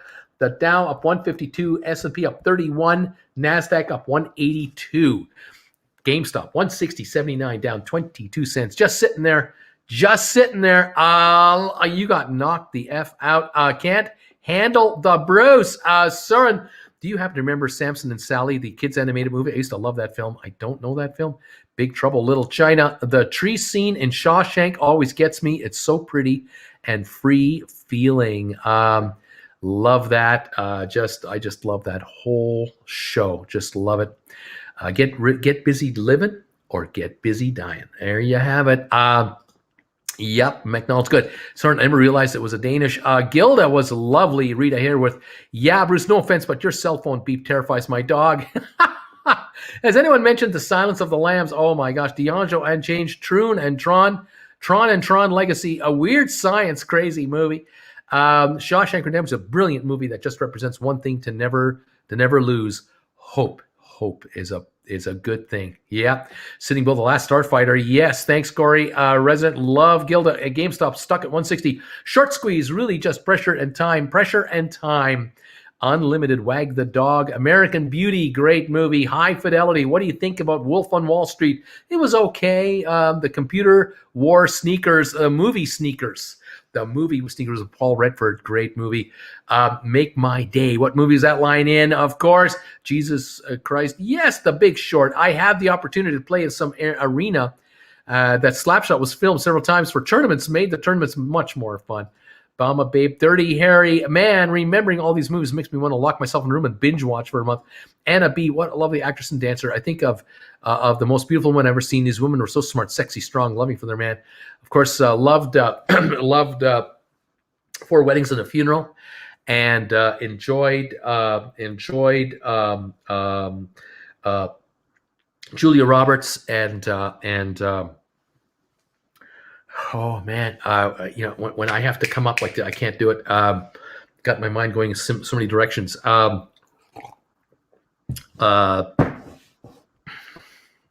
it'll come back to me. Jake, nice. Aaron Pulling, correct. Robert Redford, 3 Days of the Condor. Prometheus. Anna, a right power of nostalgia. So GameStop will rock. Seriously, only 835,000 volume. Bruce Almighty. Archipelago was pretty wild. Apple Kel put the anyway. Can we just talk about movies until GameStop gets some real volume? Jake, sure, I remember, but forgot about Until Now. Classic for us kids. And John Van, lowest volume since last year. Anything with the Three Stooges. Trying to remember the Apartment with the Red Door. Julia Roberts and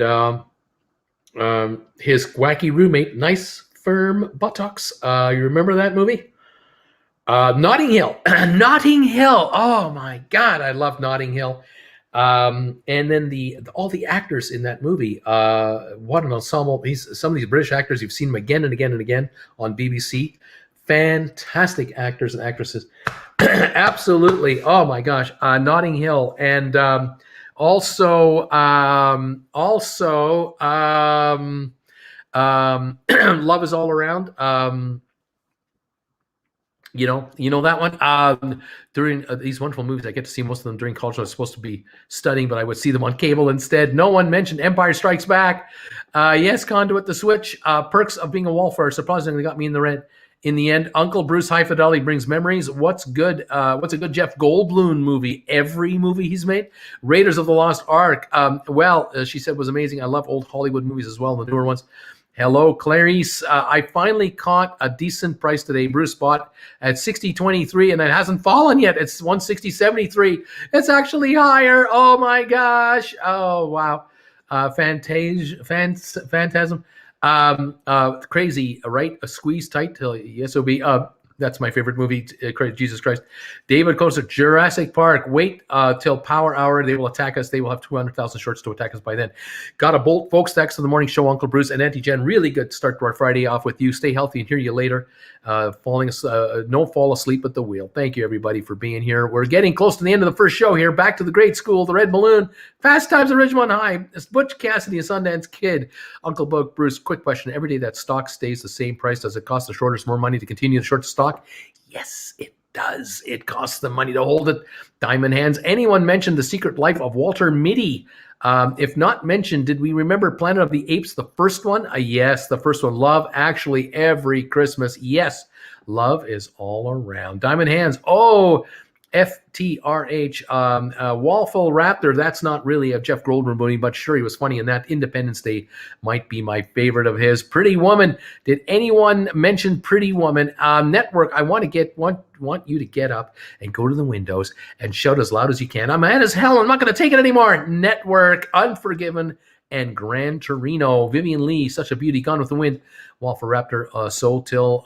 Mother of all short squeezes. Dances with Wolves. Put that in your book. I usually watch movies, but twice. But I want to watch The Big Short again. It is so good. Paulie, good point. Nostalgia. Switch to e-commerce and focus on customer service. It will take the company far. Notting Hill, Forrest Gump.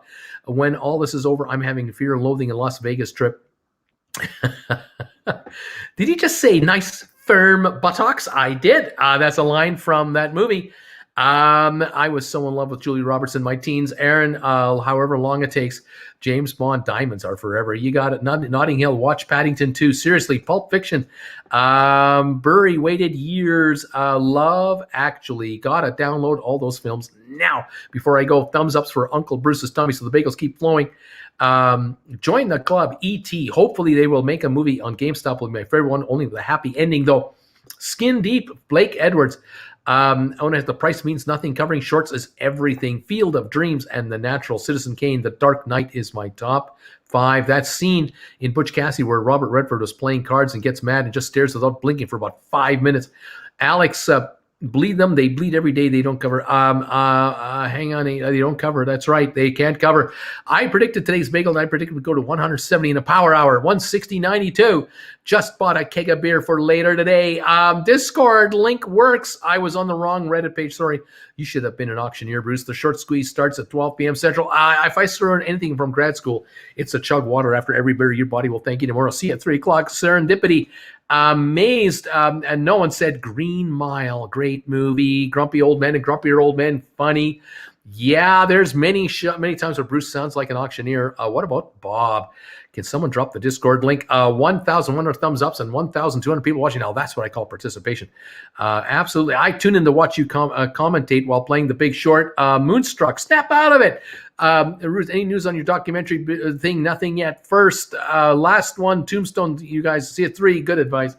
We'll see you at 3 o'clock. We got 3 minutes to go before we say goodbye here. Thank you, all of you, for joining me today. We're at 161.10, up 9 cents on the stock. Finally broke 161. I don't know if it can hold it.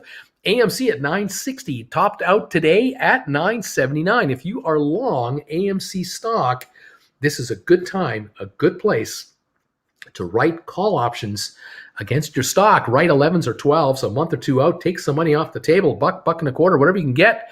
Grab some cash from AMC. Make them pay you for holding it. GameStop 161.22. Microvision up 64 cents to 14.64. The Dow is up 140. S&P up 31. NASDAQ up 182 right now. How about the movie The Godfather? Godfather 2. I love both of those. No one has said Wayne's World, all-time favorite for me. Sitting Bull, on one of my very best. Fun morning. Have a good afternoon, peeps. Goodbye, everybody. What can this mean? A 2,000-year-old marble head of Rome's first emperor Augustus has been unearthed. Oh, my. Thanks, everybody. Have a good afternoon, everyone. See you all later. Been working so hard so I can hang out for Power Hour. Buddy, how about the Buddy Holly story? Like that movie. We got Annabie, that scene of him telling folks to get mad as hell. It resonates today, and that was 1976. He's slinging words out like Wizard of commenting on comments. Have a great day, everybody. Going to get some work done, so hopefully we can be back for the last hour of the show today. Thanks, chat, for the fun interaction, and Uncle Bruce and Jen. See you guys later. Absolutely, guys. Thank you so much for being here today. We love it. 161.23 on GameStop. High of the day, 162.10. It's $1 away from the high of the day. Will it even get near it? I don't know. Discord, sweet dreams. Bye, everybody. Bye, Aaron. Thanks for playing in posts. Coal miner's daughter. Oh, my goodness gracious. All kinds of great movies have been had, haven't they? Thank you all so much. Airport. Remember the first original Airport movie? That was pretty good. Things have changed since that time, 1970, 71. Has the world ever changed? Oh, my God. Has it ever? 161.34 on GameStop. Will it go to the new high? 162.10. Can it do it? Has it got it in it? I don't know. Will it even trade some stock? 878,000 shares. There's no volume. So quiet. IPOE up 17 cents. Gore's down a dime. Nothing's moving on our radar right now, really. Not a movie, but I love Beavis and Butthead. Rules for the game on Reddit. La La Land, Sitting Bull. So true. The network, those TV shows were over the top. They'd be mainstream now. Barry, you're welcome. At CNBC, they're shaking their heads trying to decipher our secret trading talk. Great show today. Love ya, Uncle Bruce. Love the movie Used Cars. I love that too. Mars Attacks, funny movie. Thanks, Bruce, says David. Thank you, guys. 160.85 on GameStop. There you have it, folks. We're done here. This is our first show of two. I'll be back on at 3 o'clock Eastern time for the last hour of trading and the first hour of the aftermarket. The catch is that the first hour of the aftermarket could be dominated by a potential libation game that might be going on here. Something is brewing, and we'll be on for it. So join me this afternoon if you dare. 3 o'clock Eastern time as we wrap up the week and see what happens with all these options expiring today. GameStop 160.98 right now. That's where we're at. Volume is nothing. No news. The Dow up 161, S&P up 32, NASDAQ up 182. We got a positive run in the market right now. We'll stay on top of all this as best we can.